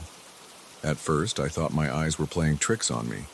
The moon wasn't full, but it cast some light. I stepped closer. My flashlight beam wavered. In the middle of that ring there were dark shapes. They looked like people made of shadow without distinct features. They moved in a synchronized pattern, swaying in a slow dance. I felt a cold twist in my stomach. My hands tensed around the flashlight. I stayed outside the circle, maybe 30 feet away. My mouth hung open. I couldn't breathe right. My heart pounded. I pointed the flashlight at them, but the beam seemed to pass right through them, like they weren't solid. They kept dancing. Each figure moved in a slow, drifting way, raising what looked like arms, then lowering them. My legs felt heavy, and a buzz started in my head. I swallowed hard and tried to think. I asked myself if I should run to my tent, grab my stuff, and get the hell out of there. But I couldn't move. I watched them for a while. Then I realized they were looking in my direction, or at least facing me. They didn't have eyes or faces, but I felt their attention. My flashlight started flickering. I shook it. A faint beep from my watch told me it was late. The moonlight made everything around me look pale. The circle of stones appeared darker than before, and the shadow figures were right in the center. Suddenly, they stopped dancing. They stood still as if frozen in place. The air felt tight around my chest. I heard my own heartbeat in my ears. Then one of them lifted an arm in a way that reminded me of how I was holding my flashlight. I stepped back, but the figure copied my movement in a weird, stretched way. My arms began to shake. I tried to stay calm, but my breath came in quick gasps. Another shadow shape tilted its head. I did the same thing without meaning to. Then I realized it was mimicking me, or maybe forcing me to mimic it. I'm not sure. I heard a dull ringing in my ears. Every time I moved my arm or turned my head, I saw them do it in the center of the circle, but with slight distortions. Their limbs looked elongated, like they were pulling at the edges of the darkness. My scalp prickled. I wanted to run, but something pinned me in place. My legs trembled. My throat felt dry. The figures kept shifting around, as if they were testing the limits of their shape. I finally managed to step backward. I stumbled on a small rock and almost fell. One of the shadows jerked in a similar way, and its torso twisted. I heard a low hiss, or maybe a faint scrape like nails on stone. I turned off my flashlight. The moonlight was dim, but the shadows were still visible. They had a faint glow around their edges, like black outlines. I felt cold sweat on my neck, and my hair stood up. The compulsion to walk into that circle hit me then. It was a sudden pull in my gut. It felt like a tug behind my navel. My mind screamed at me to stay away. My heart pounded so hard I thought my chest might burst, but my feet wanted to move forward. My entire body felt drawn to that spot, like there was a rope around my waist. I tried to fight it. I pressed my heels into the ground and clenched my fists, but with each second, the urge grew. It was like an itch under my skin that I couldn't scratch. I glanced at my tent. It was just a short jog away. The idea of zipping myself up inside a flimsy layer of fabric didn't feel safe. I'd still be near the circle. I'd still be vulnerable. I looked back at the shadows. They were swaying again, slowly, but they weren't dancing in their initial pattern. Now they seemed to be waiting. I heard a soft wind pick up, which was the first time I felt a breeze since sunset. The night air felt colder on my sweaty face. I stepped forward. My left foot moved without me wanting it to. The shadows raised their arms again. I thought I heard a soft hum, like a vibration in the air. I tried to focus on my breathing. My chest rose and fell in short bursts. My heart rate felt out of control. I took another step forward. My mind told me to stop, but my body was giving in. I tried to speak or yell, but my voice came out in a trembling whisper. I heard my own words echo in my ears. Stop it. I forced my right foot to stay in place. I shifted my weight back, but it felt like the ground was pulling me. The circle was about 10 feet away now. I could see the stones more clearly. Their surfaces had faint scratches, lines that formed patterns I hadn't noticed before. I could smell the dusty air. My nose was dry and my tongue felt rough in my mouth. I took a half step forward again, unsteady. The shadows seemed to pulse. They rose a bit taller, as if drawn to me. The humming sound grew louder. I felt it vibrating in my chest, rattling my rib cage. The wind whipped across the plateau, stirring up a bit of dust, stinging my eyes. I blinked hard and rubbed them. For a second, my vision blurred and I saw the shapes flicker. They still copied me, though. When I lifted my hand to wipe sweat off my forehead, they lifted their hands too, in that twisted, unnatural motion. I pulled in a shaky breath. My eyes stung from sweat and dust. I stood there staring at them. I wanted to break free from that pull. Part of me just wanted to collapse to the ground, but I took another step forward instead. Now I was only a few feet from the ring of stones. I could have touched one of them if I reached out my arm. I felt a surge of adrenaline. My fingers tingled. My stomach churned. I tried to push my body backward, but it refused. It was like I was on a track leading straight into that circle. I heard my pulse in my ears. My forehead was damp and sweat dripped down the side of my face. I wiped my cheek. My hand shook. The shadows parted slightly, making a gap right in front of me, an open path into the center. I stepped between two stones. The temperature dropped even more.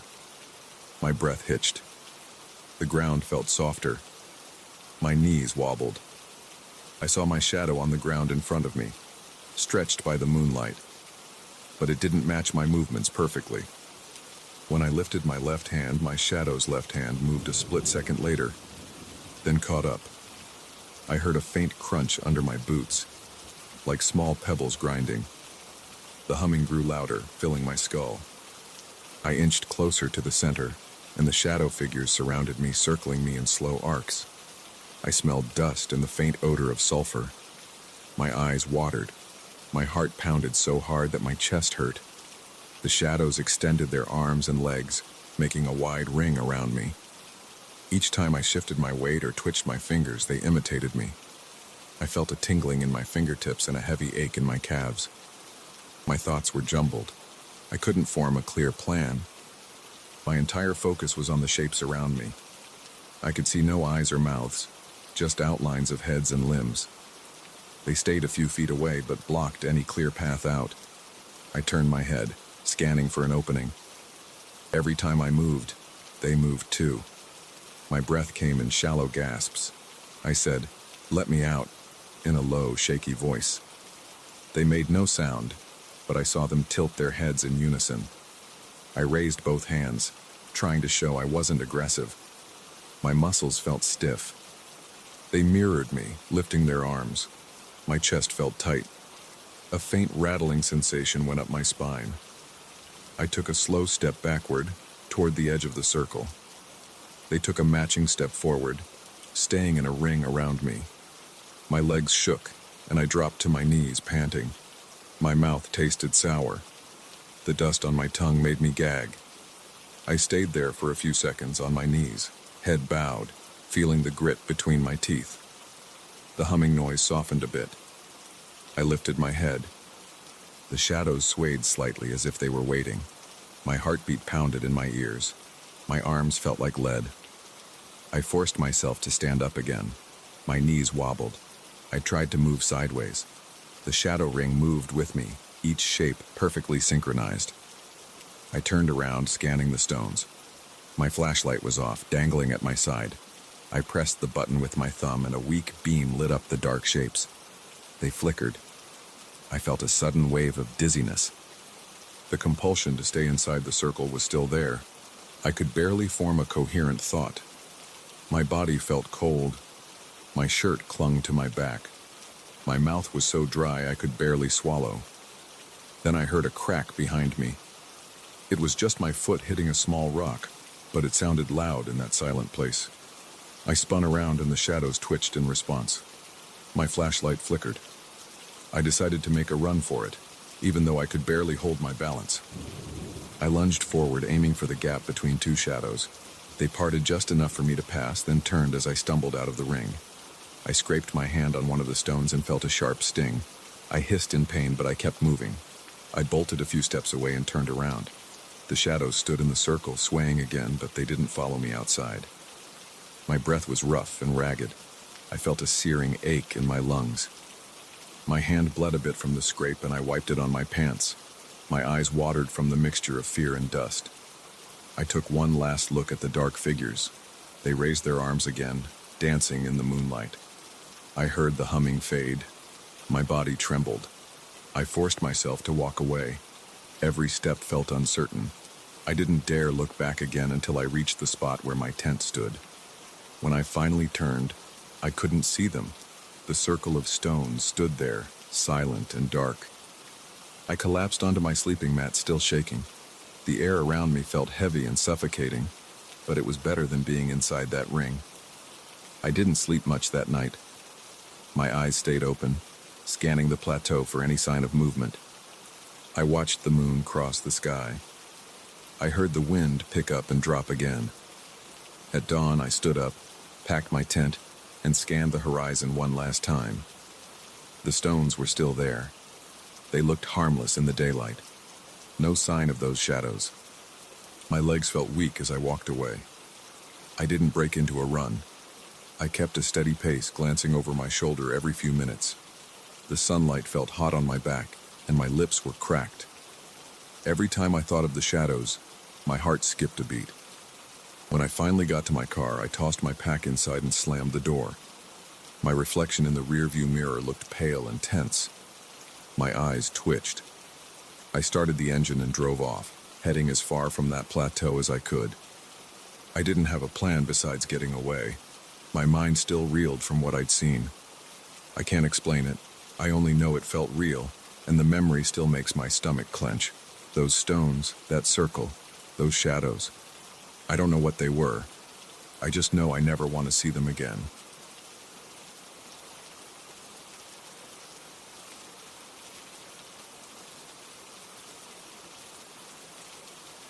I never thought my apartment could make me feel uneasy. It's just a place filled with everyday furniture and a bunch of mirrors that I put up to brighten things and make the space feel bigger. I liked how the reflections made every room look open. But one night I noticed something in one of those mirrors that almost made me drop my phone. It was another reflection right beside mine, even though I was alone in the apartment. It flickered for a few seconds, then vanished. I stood there staring at the mirror, feeling my pulse throb in my neck. I tried to convince myself I was imagining things, but my chest felt tight and my skin broke out in goosebumps. I couldn't shake the feeling that I had seen someone else in that glass. My name is Andrew. I'm 32, and I live alone in a small one-bedroom place on the 10th floor of a quiet building. Nothing about my daily routine is remarkable. I work from home, mostly on freelance graphic design projects. My apartment is neat, though I keep a few boxes in the corner that I never unpacked. The main living area has a simple couch facing a TV mounted on the wall. Around the corners on both sides, there are mirrors of different sizes. Some stand on the floor with wooden frames, others hang on the wall with minimal metal borders. At first, I installed them because I liked how they reflected light from the windows. The place felt twice as big. But now those mirrors make me feel watched. A few nights ago, I was heading to the kitchen for a glass of water. The lights were low, but I could still see my reflection in a large mirror I'd hung behind the couch. That's when I first noticed the second figure in the glass. It was almost like an overexposed image of me. The face had my shape, but the eyes had a weird, dark shimmer. I froze in place, feeling a jolt of panic crawl up my spine. My stomach tensed, and the hair on the back of my neck stood up. Then, just as quickly, the figure disappeared, leaving only my normal reflection behind. I stepped closer, pressing a shaky hand against the frame. My heart was hammering so hard that I could hear it pulsing in my ears. I waited a minute, staring at every corner of that mirror. Nothing unusual. My reflection stared back at me with tired eyes, messed up hair, and a worried expression. I flipped on the overhead light. Still just me, alone. At that moment, I wanted to tear the mirror off the wall, but I felt silly. I told myself it had to be a trick of the shadows or my imagination. Maybe I was just tired, and my eyes were playing games with me. I turned off the light, rubbed my face, and tried to ignore the creeping tension in my body. Then, I went back to bed.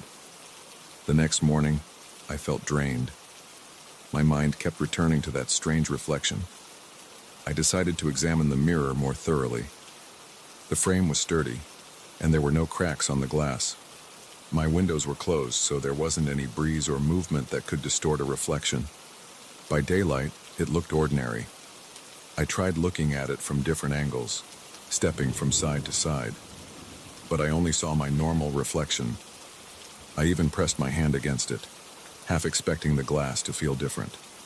It was cool and smooth, just a standard mirror. That day, I tried to focus on my work. I had a deadline looming, and I needed to finish a set of digital images for a client. My hands were shaking a bit on my keyboard. I kept glancing to the left, where a small mirrored panel hung near my desk. It had never bothered me before, but now I couldn't concentrate. I kept looking at it out of the corner of my eye, waiting for something strange to appear. The hours went by, and nothing happened. After I finished my project, I started to wonder if I'd just had a vivid hallucination. That night, I was in my bedroom, brushing my teeth in front of the mirror attached to my closet door. I spit out the toothpaste and rinsed my mouth. I looked up, and for a split second, I saw that same figure standing behind my left shoulder. It was faint, but it had that same disturbing glow in its eyes. My mouth dried up, and my hand holding the toothbrush jerked. I whipped around. No one was there. I slowly turned back to face the mirror, feeling my muscles tighten from my neck down to my lower back. The reflection was normal again, but my chest was pounding, and I was breathing hard. I stood there for a solid minute, holding my breath. I flicked the bedroom light on and off, testing every angle. Nothing else happened. Over the next few days, I started seeing that figure in more of my mirrors. It wouldn't stay long. Sometimes I'd catch it in the corner of my eye, and other times it was front and center. Each time it seemed a bit clearer, or maybe a bit closer. I noticed it in the bathroom mirror while washing my hands, or in the little mirror I keep by the door when I was putting on a jacket. The worst part was the expression in its eyes. They looked like my eyes, but with a dark flicker. It reminded me of how animals' eyes can shine at night, except there was something hostile in the way it locked onto me. I felt a heaviness settle in my stomach every time I caught sight of it. My throat would tighten, and I'd usually whisper a startled curse under my breath. I tried covering some of the mirrors with old sheets, especially the big one in the living room. I felt silly, but I just didn't want to look at them anymore. I was tired of glancing at a reflection that might have something else in it. A friend of mine who lives in another part of the city called to check on me, and I almost told him what was going on, but I held back. I knew how insane it sounded to say a second reflection was following me around in my own mirrors. Instead, I mumbled something about being busy and not feeling too great. My friend offered to come over, but I said no. I didn't want anyone else getting freaked out by this.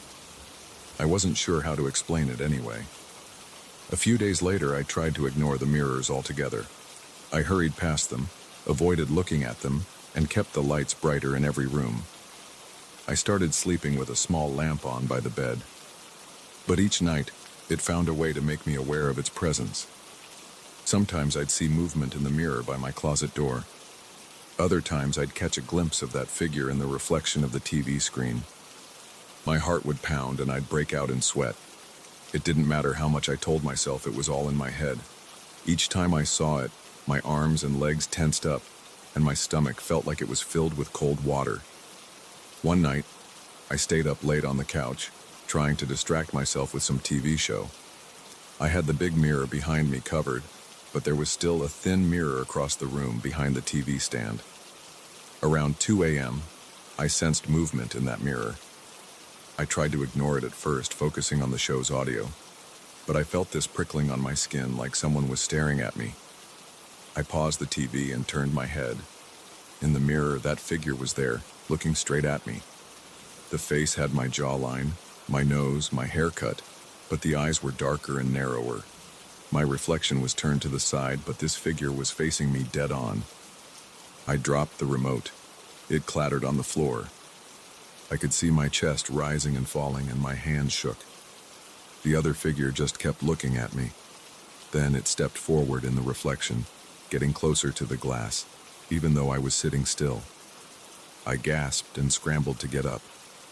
I actually slid off the couch in a panic, grabbing at the cushions to keep my balance. When I looked back, the mirror only showed me on the floor, panting with wide eyes. I felt sweat trickling down the sides of my face. I didn't sleep that night. I sat in the corner of the living room with all the lights on, scanning the walls and the floor, trying to calm my breathing. I considered leaving my apartment, maybe staying at a hotel or calling a friend, but a weird sense of shame held me back. I was afraid to tell anyone about this. It all felt so bizarre. I kept telling myself it wasn't possible. Mirrors just reflect what's in front of them. They don't produce new images. The next morning, I woke up still on the couch with the sun shining through the windows. At least I dozed off for a bit. My back was sore, and my neck felt stiff. I stretched and stood up. The covers were still on the big mirror, but the smaller ones were uncovered. I tried to go about my day, but I was on edge. Every time I passed a mirror, I tensed. My shoulders felt permanently tight, and I kept swallowing hard. I walked around the apartment, double-checking every door and window, half expecting to find signs of an intruder. Of course, everything was locked. The only problem was in the reflections. Later that afternoon, I went into the bathroom to wash my face. I'd been sweating from anxiety. I leaned over the sink, turned on the faucet, and splashed water on my cheeks. When I looked up, it was there again. This time it was right behind my left shoulder, standing so close that in the reflection, I could almost feel its presence. My blood went cold. I could see its eyes locked on me, and its mouth was set in a grim line. I didn't move for a few seconds. My arms trembled. Then in the reflection, the figure raised its arm. I felt something brush my shoulder in real life, and I yelped. I spun around, and the bathroom was empty. I almost stumbled onto the tiles, knocking my hip against the sink. My breathing was ragged, and my heart pounded so hard I felt dizzy. I shut off the faucet and slammed the bathroom door behind me. I needed to do something. I couldn't just keep letting this thing show up whenever it wanted. I grabbed a screwdriver from the small toolbox I keep by the coat rack. I went to the bedroom and started prying the mirror off my closet door. It was a cheap mirror that came with the apartment. The nails squealed and a chunk of the door frame chipped off, but I finally got it loose. I took the mirror, carried it into my living room, and leaned it against the wall. My hands were shaking so much I had to sit down. I looked at the covered mirror behind the couch. I decided I had to remove all the mirrors from this place, but something told me it wouldn't help. That thing showed up in reflections I couldn't even remove, like the TV screen or the window at night. Still, I started unhooking some of the smaller mirrors and stacking them in the hallway. I felt my muscles ache from the stress, and my mouth was dry. I checked the time. It was 7 p.m. Darkness would come soon. I turned on every light in the apartment, including the small lamps in the bedroom and living room. Around 9 p.m., I was pacing the hallway, trying to figure out if I should smash the mirrors or just put them in the building's storage downstairs. That's when I noticed movement on the covered mirror in the living room. The sheet over it moved like someone brushed it from underneath. My lungs constricted, and I froze. I stared at that sheet, hoping I'd imagined the movement. Then I saw it again, a distinct shift like a hand pressing against the cloth. I felt my face burning with adrenaline, and I took a step toward it, holding the screwdriver in my hand. I got close enough to see a slight bulge against the fabric. My palms were sweating and my heart pounded in my ears. I tugged the sheet down in one quick motion. The mirror was blank for a moment. I saw my own reflection, looking pale and wild-eyed, holding a screwdriver. Then behind me, the figure appeared. It was closer than ever, almost shoulder to shoulder with me. My eyes locked on it in the reflection. The figure's lips were parted slightly, like it was about to speak, but no sound came out. My skin tingled and I exhaled through clenched teeth. My mind screamed at me to do something, anything. I raised the screwdriver and slammed it into the mirror. A deafening crack filled the room. The glass split into spiderweb lines. A few shards fell to the floor. My reflection broke into jagged pieces and the figure's shape distorted. I stumbled backward, almost tripping over my own feet. I stood there panting, staring at the shattered mirror. My heartbeat was still going crazy and I felt unsteady. I kept checking the other mirrors around me, half expecting to see that thing appear somewhere else. For a few minutes, nothing moved. The apartment was silent, except for my heavy breathing. Finally, I grabbed a broom from the kitchen closet and swept up the broken glass. I kept glancing at my reflection in the other mirrors, but I didn't see that second figure.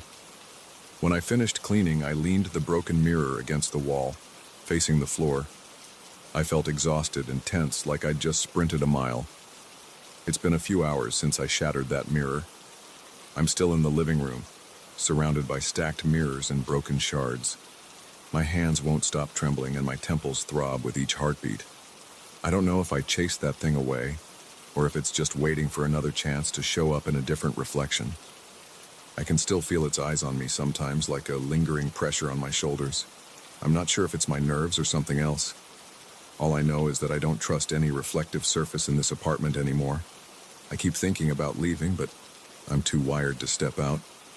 Maybe I'll grab my coat, pack a bag, and just walk out the door. Or maybe I'll get rid of every mirror in this place, throw them all out, and hope that thing can't follow me. Right now, I'm just trying not to look too long into any mirror. I'm scared that if I see that figure again, it'll be the last time I recognize which one of us is real.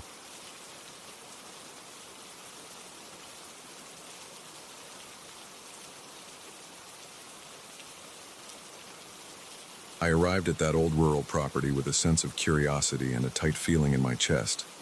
The land was overgrown, and the house looked worn on the outside.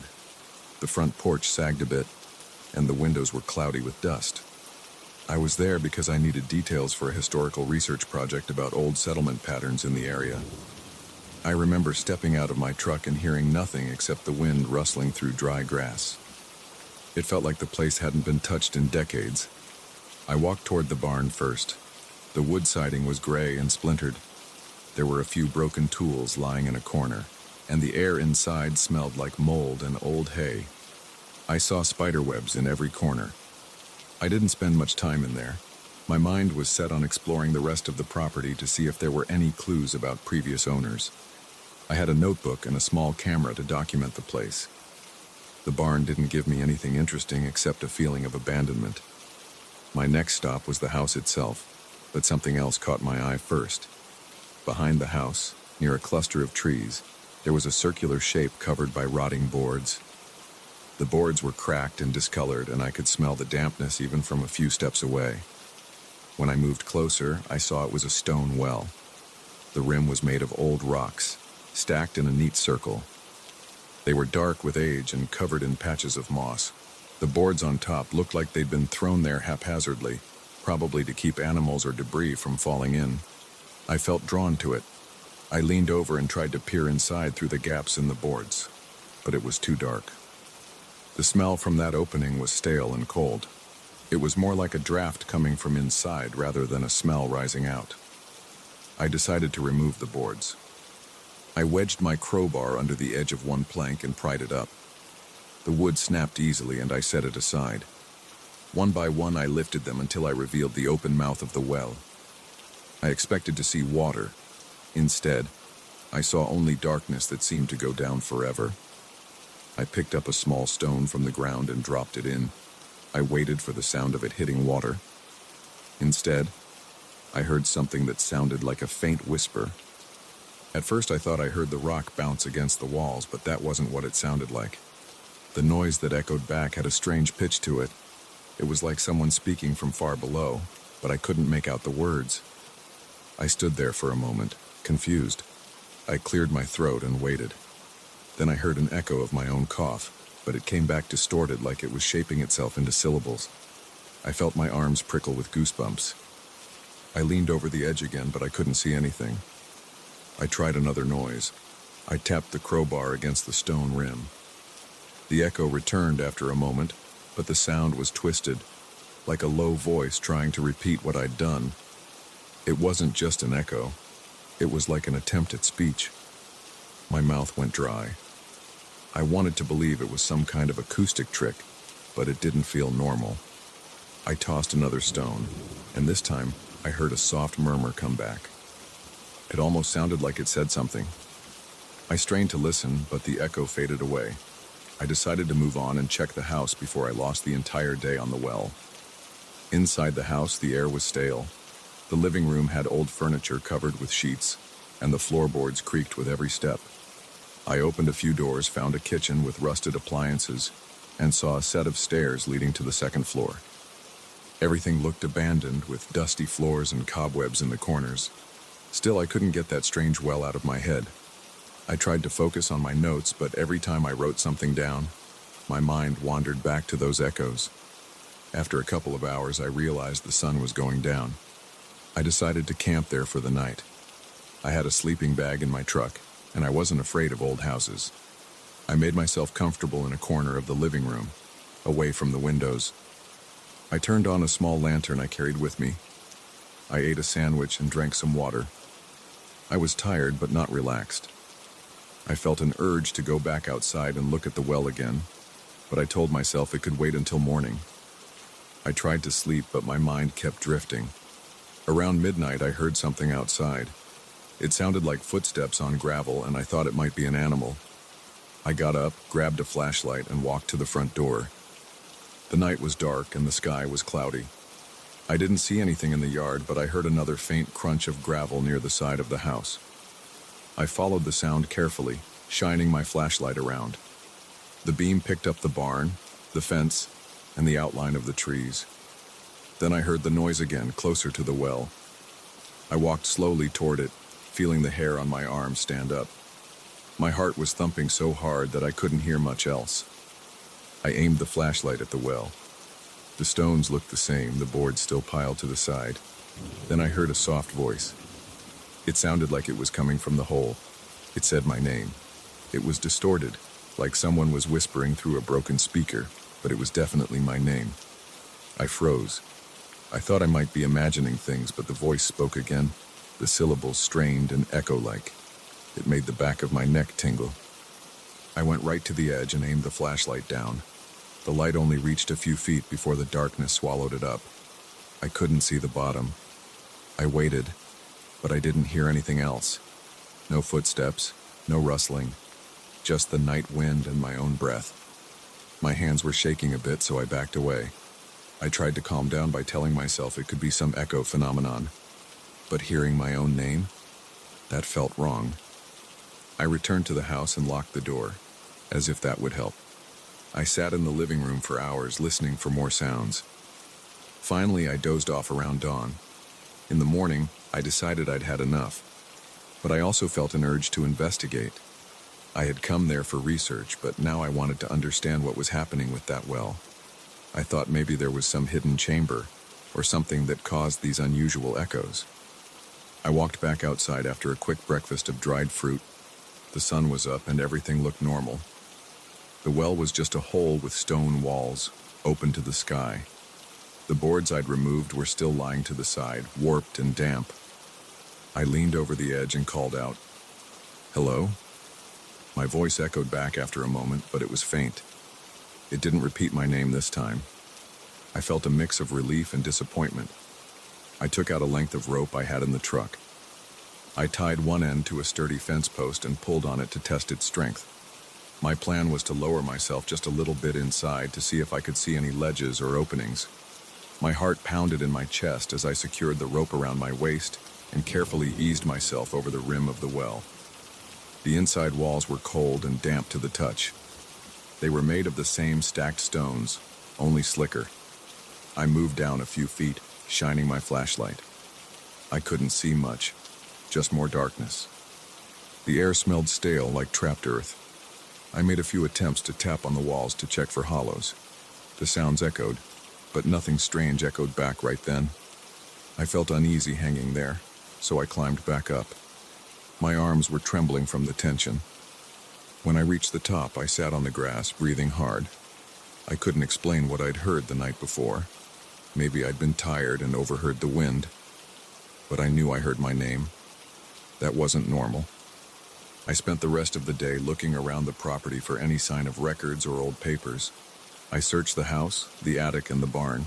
I found a few dusty ledgers in the attic, but they were incomplete and didn't mention anything about a well. I tried to distract myself with this work, but I kept glancing at the window. The well was always on my mind. By late afternoon, I felt restless. My heart would speed up whenever I remembered that distorted voice. When the sun went down, I sat on the front porch with a flashlight and waited. I don't know what I was expecting. Part of me wanted to hear the footsteps again so I could catch whatever was out there. Part of me wanted silence. The night was quiet for a long time. Then, around midnight, I heard it. Slow, deliberate steps near the well. I stood up and walked toward the sound. My flashlight beam shook in my hand. I shined it around, but I didn't see anyone. The steps stopped when I got close. My breath was shallow and my hands were sweating. I stepped up to the well and peered over the edge. I whispered, "Is anybody there?" The echo came back, but it was just my whisper repeated in a jumbled way. I waited, my eyes scanning the darkness. Then I heard something inside. It was like a low murmur, followed by a gentle scraping sound, like something shifting against the stone. I leaned forward. My foot slipped a little on the loose gravel, and I had to steady myself with one hand on the rim. My heart was pounding like a drum in my ears. The voice spoke again, and it used my name. It sounded closer this time, not as distant as before. It was still distorted, but I caught the exact syllables of my name. The hair on my neck stood up, and I felt a chill race through my entire body. I couldn't bring myself to speak. I just stood there, breathing heavily, trying to process what I was hearing. The voice repeated my name once more, dragging out the last letter in a strange hiss. Then I heard a light scuffling noise, like feet shuffling on stone far below. My hands were shaking so badly that I dropped the flashlight. It clattered against the edge and bounced down into the darkness. I heard it hit something, and for a moment I saw the faint glow of it shining on the rough walls. Then it disappeared. I considered finding a rope and going down after the flashlight, but I wasn't thinking clearly. My gut told me that I shouldn't do it. I couldn't see anything, and I felt exposed, leaning over the edge. Then I noticed something else. There were faint footprints in the dirt near the well. They were shaped like normal shoes, but I couldn't tell if they were fresh or old. The ground was soft from the recent rain, so they looked new to me. My head started to ache, and I felt a weight in my stomach. It didn't make sense. Nobody was supposed to be on this property except me. I heard another scraping noise inside the well. It sounded like something brushing against the stones. There was a short pause, then a whisper. It was too soft to understand, but it felt like a question or a command. I felt this strange pull, like I was being drawn closer. My feet inched forward on their own. I realized I was leaning toward the well mouth again. I forced myself to step back. I couldn't stand out there any longer. I raced to the house, got inside, and locked the door. I spent the rest of that night with my back against the wall, holding another flashlight and a hammer for protection. I heard more footsteps outside, circling the well. They stopped occasionally, then started up again, always close to that stone ring. When the first light of dawn came, I walked out onto the porch. The morning air felt cool and a light fog covered the ground. The boards around the well were damp, and I saw fresh footprints circling it. My gut clenched. I realized I needed to leave, but something told me I had to stay for at least one more day to figure out if I could make sense of this. I couldn't just walk away without some kind of explanation. Throughout the day, I approached the well several times. I tried speaking into it, tapping on the stones or dropping small rocks. Sometimes I'd hear nothing. Sometimes I'd hear faint murmurs, but I didn't hear my name again during daylight. That night, I heard more footsteps. I stayed in the house, heart pounding, listening to them circle the well. Sometimes they paused, then moved on. Once I heard a low hum echoing from inside the well itself. I looked out the window, but I couldn't see any shape or figure. Eventually, I forced myself to sleep. At sunrise, I made my decision. I packed up my notes and my gear. I walked over to the well one last time. The boards were still on the ground. I looked inside. The darkness didn't give me any final sign or sound. It was silent. I felt a chill on my arms and I backed away. Then I went to my truck, started it, and drove off the property, leaving the well behind.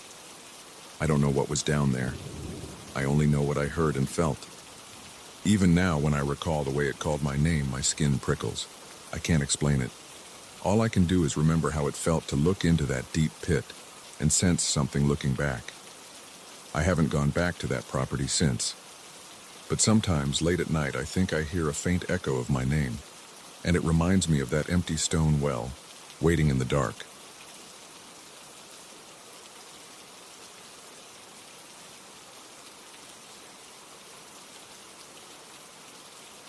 I still remember the day I first saw that rocking chair at the estate auction.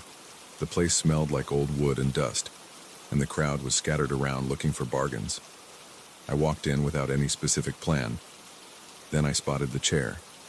It was tucked away in a corner, surrounded by a few side tables and mismatched lamps. The wood had scratches, and the seat cushion looked faded. But something about the shape and the smooth curves caught my attention. I ran my hand along the back. My fingertips picked up a slight grain that felt solid under my touch. I didn't even try to haggle much when bidding started. I just wanted it. By the end of the auction, it was mine. I drove home feeling satisfied, like I had snagged a piece of history. The auctioneer mentioned the chair came from a rundown house in the countryside. He didn't say much else, but he gave me a look when I told him I wanted it. I didn't ask questions. I drove back, got the chair into my living room, and placed it near the window.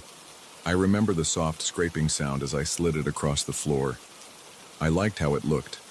It gave my living room a rustic feel that I hadn't realized I missed. I usually keep my living room quiet. I read there sometimes or watch a bit of TV. The first time I noticed something off was late at night, a couple of days after I brought the chair in. It was around midnight. My house was silent. No traffic outside. I was half asleep on the couch. Then I heard a faint creaking noise. It sounded like an old hinge opening and closing. It was rhythmic and slow. At first I thought it was a branch tapping on the window, or maybe the floor settling. But the sound was too even. I looked across the room and saw the rocking chair moving just a bit. It was slight, but there was definite motion. I sat up and stared at it, trying to see if a draft or something else could be responsible. The window was closed. The air felt still. A little chill ran through my arms, and I felt the hair on my neck prickle. I walked over to the chair and touched it. The wood felt cool, and the chair stopped moving the second my hand rested on the back. I looked around, feeling a bit foolish. I told myself maybe I'd bumped the floor somehow when I stood up.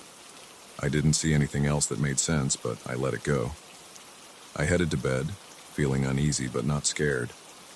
I fell asleep reminding myself that old furniture sometimes makes noises. Wood expands or the frame shifts. I convinced myself it was normal. A few days later, I was sitting in the rocking chair, testing it out while sipping some coffee in the late afternoon. The chair was comfortable enough, though the cushion felt a bit stiff. As I leaned back, a strange feeling crawled over me. It was like the air in front of me changed temperature. My arms broke out in goosebumps. My eyes darted around the room. It felt like someone was standing behind me, staring at the back of my head. My heart thumped, and I glanced over my shoulder, but nothing was there. The sense of being watched stayed even when I tried shifting in the seat. I ended up setting my coffee cup on the table and standing up. The uneasy sensation faded as soon as I left the chair. I tried to forget it and went on with my day, telling myself I was overthinking. One night I was watching a late-night movie. The rocking chair sat in its usual spot, facing the TV area. Around 10:30, I heard that creak again. It wasn't loud, but it was noticeable. My eyes shifted to the chair. It wasn't rocking. Instead, it seemed to have turned slightly, pointing toward the front door. The light from the lamp was shining on it at an odd angle, and I could see the reflection of the chair's curves on the wooden floor. I walked over and checked if I'd left a window open or if the air conditioning had kicked in. Everything was normal. I felt a dull ache in my stomach, the kind you get when you sense something is off, but you don't have an explanation. I stood there, staring at the chair, waiting to see if it would move again. After a minute or two, I walked away. I turned off the TV and went to bed. I didn't sleep well. The next morning, I woke up determined to look over the chair for any mechanical reasons that might cause it to move on its own. I checked the legs for uneven surfaces or hidden gears. There was nothing unusual, just old joints and worn-out wood. Still, I couldn't shake the feeling that the chair seemed to shift positions at night. I started paying more attention to it. I'd walk into the room at random times and look at it. Sometimes the seat would be angled just a bit differently than I remembered. Other times it looked the same. I tried not to obsess, but each time I saw it out of place, a cold tingling spread in my chest. Later that week, I decided to bring over an old friend of mine, Steve, who's into antiques. I wanted a second opinion. Steve walked around the chair, tapped on the wood, checked the underside. He shrugged and said it was just a standard old rocking chair. No hidden compartments, no trick mechanism. He suggested it might have a warped base that caused it to wobble. That made sense, but I didn't feel completely convinced. While he was there, nothing weird happened. The chair stayed still. No creaks, no shifting. I started to feel like maybe I was imagining things. That changed a few nights later. I was home alone again. It was past midnight. I had turned off the lights and was heading upstairs when I heard a soft squeak from the living room. My skin tightened. My feet stopped on the first step. I listened carefully. Another creak, then another. It sounded exactly like someone slowly rocking. I flipped the lights back on and walked slowly to the living room, trying to steady my breath. My pulse was pounding, and I felt sweat forming under my arms. I glanced around the corner and the chair was moving. It was a gentle back and forth motion, and it faced the door again. No windows were open. The fans were off. I could hear the wood flex with each rock. I stood there, unable to move. My heart pounded. My hands felt clammy. I stared at the seat, expecting to see someone. After a few seconds, the chair stopped. It didn't slow, it just froze. I blinked, and it was motionless. The only sound left was my breathing. I didn't sleep much that night. I tossed and turned, imagining the chair shifting on its own. Every bump in the house made me jump. In the morning, I woke up late and went to work feeling exhausted. During the day, I could almost laugh it off. It's just a chair, I'd tell myself. By the time I got home, though, I felt tense again. I walked into the living room, half expecting to see it turned in some strange direction, but it was in the same spot I left it. Everything felt normal for a while. I ordered some takeout, ate in front of the TV, and tried to wind down. It must have been around 10 o'clock when the house got quiet. The air felt heavy. I decided to sit in the rocking chair. Maybe if I confronted it head-on, I'd figure out if I was losing my mind. I settled into the seat, resting my elbows on the arms. For a few minutes, it felt okay. Then a chill crept over my right shoulder. My stomach tensed up. I tried to ignore it, but my chest started to tighten. My eyes darted around the room. The light seemed dimmer than usual. My breath got shallow. I felt like someone was hovering next to me, just out of sight. My hands gripped the arms of the chair. My heart rate climbed. I stood up and walked to the couch.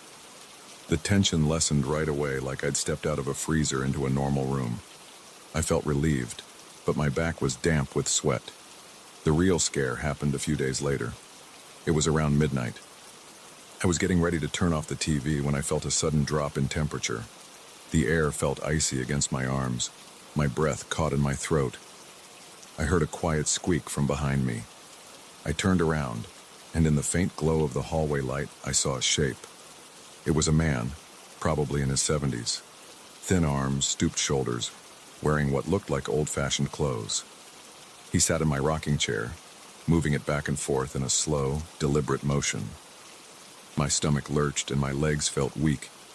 I froze, staring at him. I couldn't make out his face well, but I saw the outline of his eyes. They seemed to be fixed on the front door. I stood there, heart hammering. A shiver rushed over me. My eyes teared up, and I felt a pulse in my temples. Then, as fast as I saw him, he was gone. The chair kept rocking for one more second, then stopped. I exhaled so hard that my chest hurt. My whole body shook. My first thought was that I was hallucinating. I rubbed my eyes, but everything else in the room looked normal. The door was closed. The furniture was where it always was. The house was silent, but I could still feel that chill in the air. I ran upstairs, locked my bedroom door, and lay in bed with the lights on. My mind raced. I couldn't explain it in any logical way. I knew I saw him. I felt it in my gut. The next morning, I tried to gather myself. I went downstairs, half expecting the chair to be in a strange position, but it looked normal. I walked up to it carefully.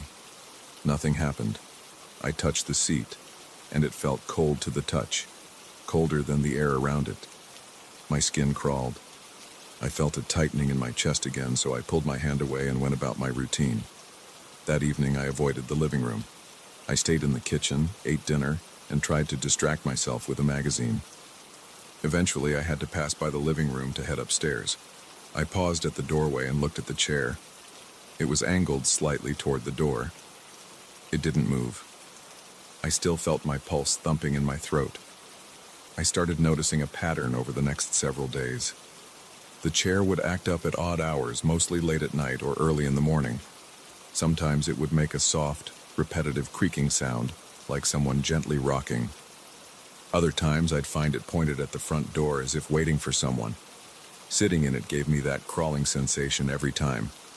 I couldn't last more than a minute before standing up. I'd check behind me, check the corners of the room, then head upstairs, my shoulders tense. Each night I felt anxious about seeing that figure again. I'd stay up watching the living room from the stairs, trying to catch a glimpse. Sometimes I heard a faint squeak, sometimes nothing. Every so often I'd feel a cold draft from the direction of the chair. My eyes would water and my heart would pound. I kept telling myself to sell it or get rid of it, but a stubborn part of me wanted an explanation. I considered setting up a camera, but I hesitated. I was scared of what I might see. One evening, I gathered the courage to sit across from the chair with a small lamp on. I just watched it, waiting for any sign of movement. The house was silent except for the ticking clock on the wall. My leg bounced up and down. My breathing was shallow and my palms felt damp. After a while, the air in the room felt colder. I saw the chair rock once, then twice. My heartbeat thundered in my ears. The rocking continued for maybe 5 seconds, then stopped. I leaned forward on the couch, gripping the cushions, ready to jump up if I saw anything else. The chair stayed still. My hands shook. I stood, turned off the lamp, and walked to my bedroom in a daze. Tonight, I'm telling you this story because I can't keep it bottled up. The chair is still in my house. It's in the same place, near the window, angled just so. Sometimes during the day, it looks perfectly normal. I'll walk by and it's just an old piece of furniture. But late at night, I feel that cold presence. I hear the floor creak and the faint squeak of the rocker. If I look fast enough, I catch a glimpse of that old man's silhouette. He's always facing the door, swaying gently, like he's waiting for someone. Every time it happens, my heart races, and I feel an electric current run along my arms. I still don't have a solid explanation. I've thought about calling a professional, but I don't even know who to call. A furniture restorer? A paranormal investigator? Right now, I'm stuck with this bizarre situation. I haven't told many people because it sounds ridiculous, but every night I feel the tension in the air. I sense movement in the living room, and I remember what I saw. An old man, spectral and quiet, rocking back and forth as if he has nowhere else to go. That's what's happening in my house. That's what I'm living with every day, and I don't know how it ends.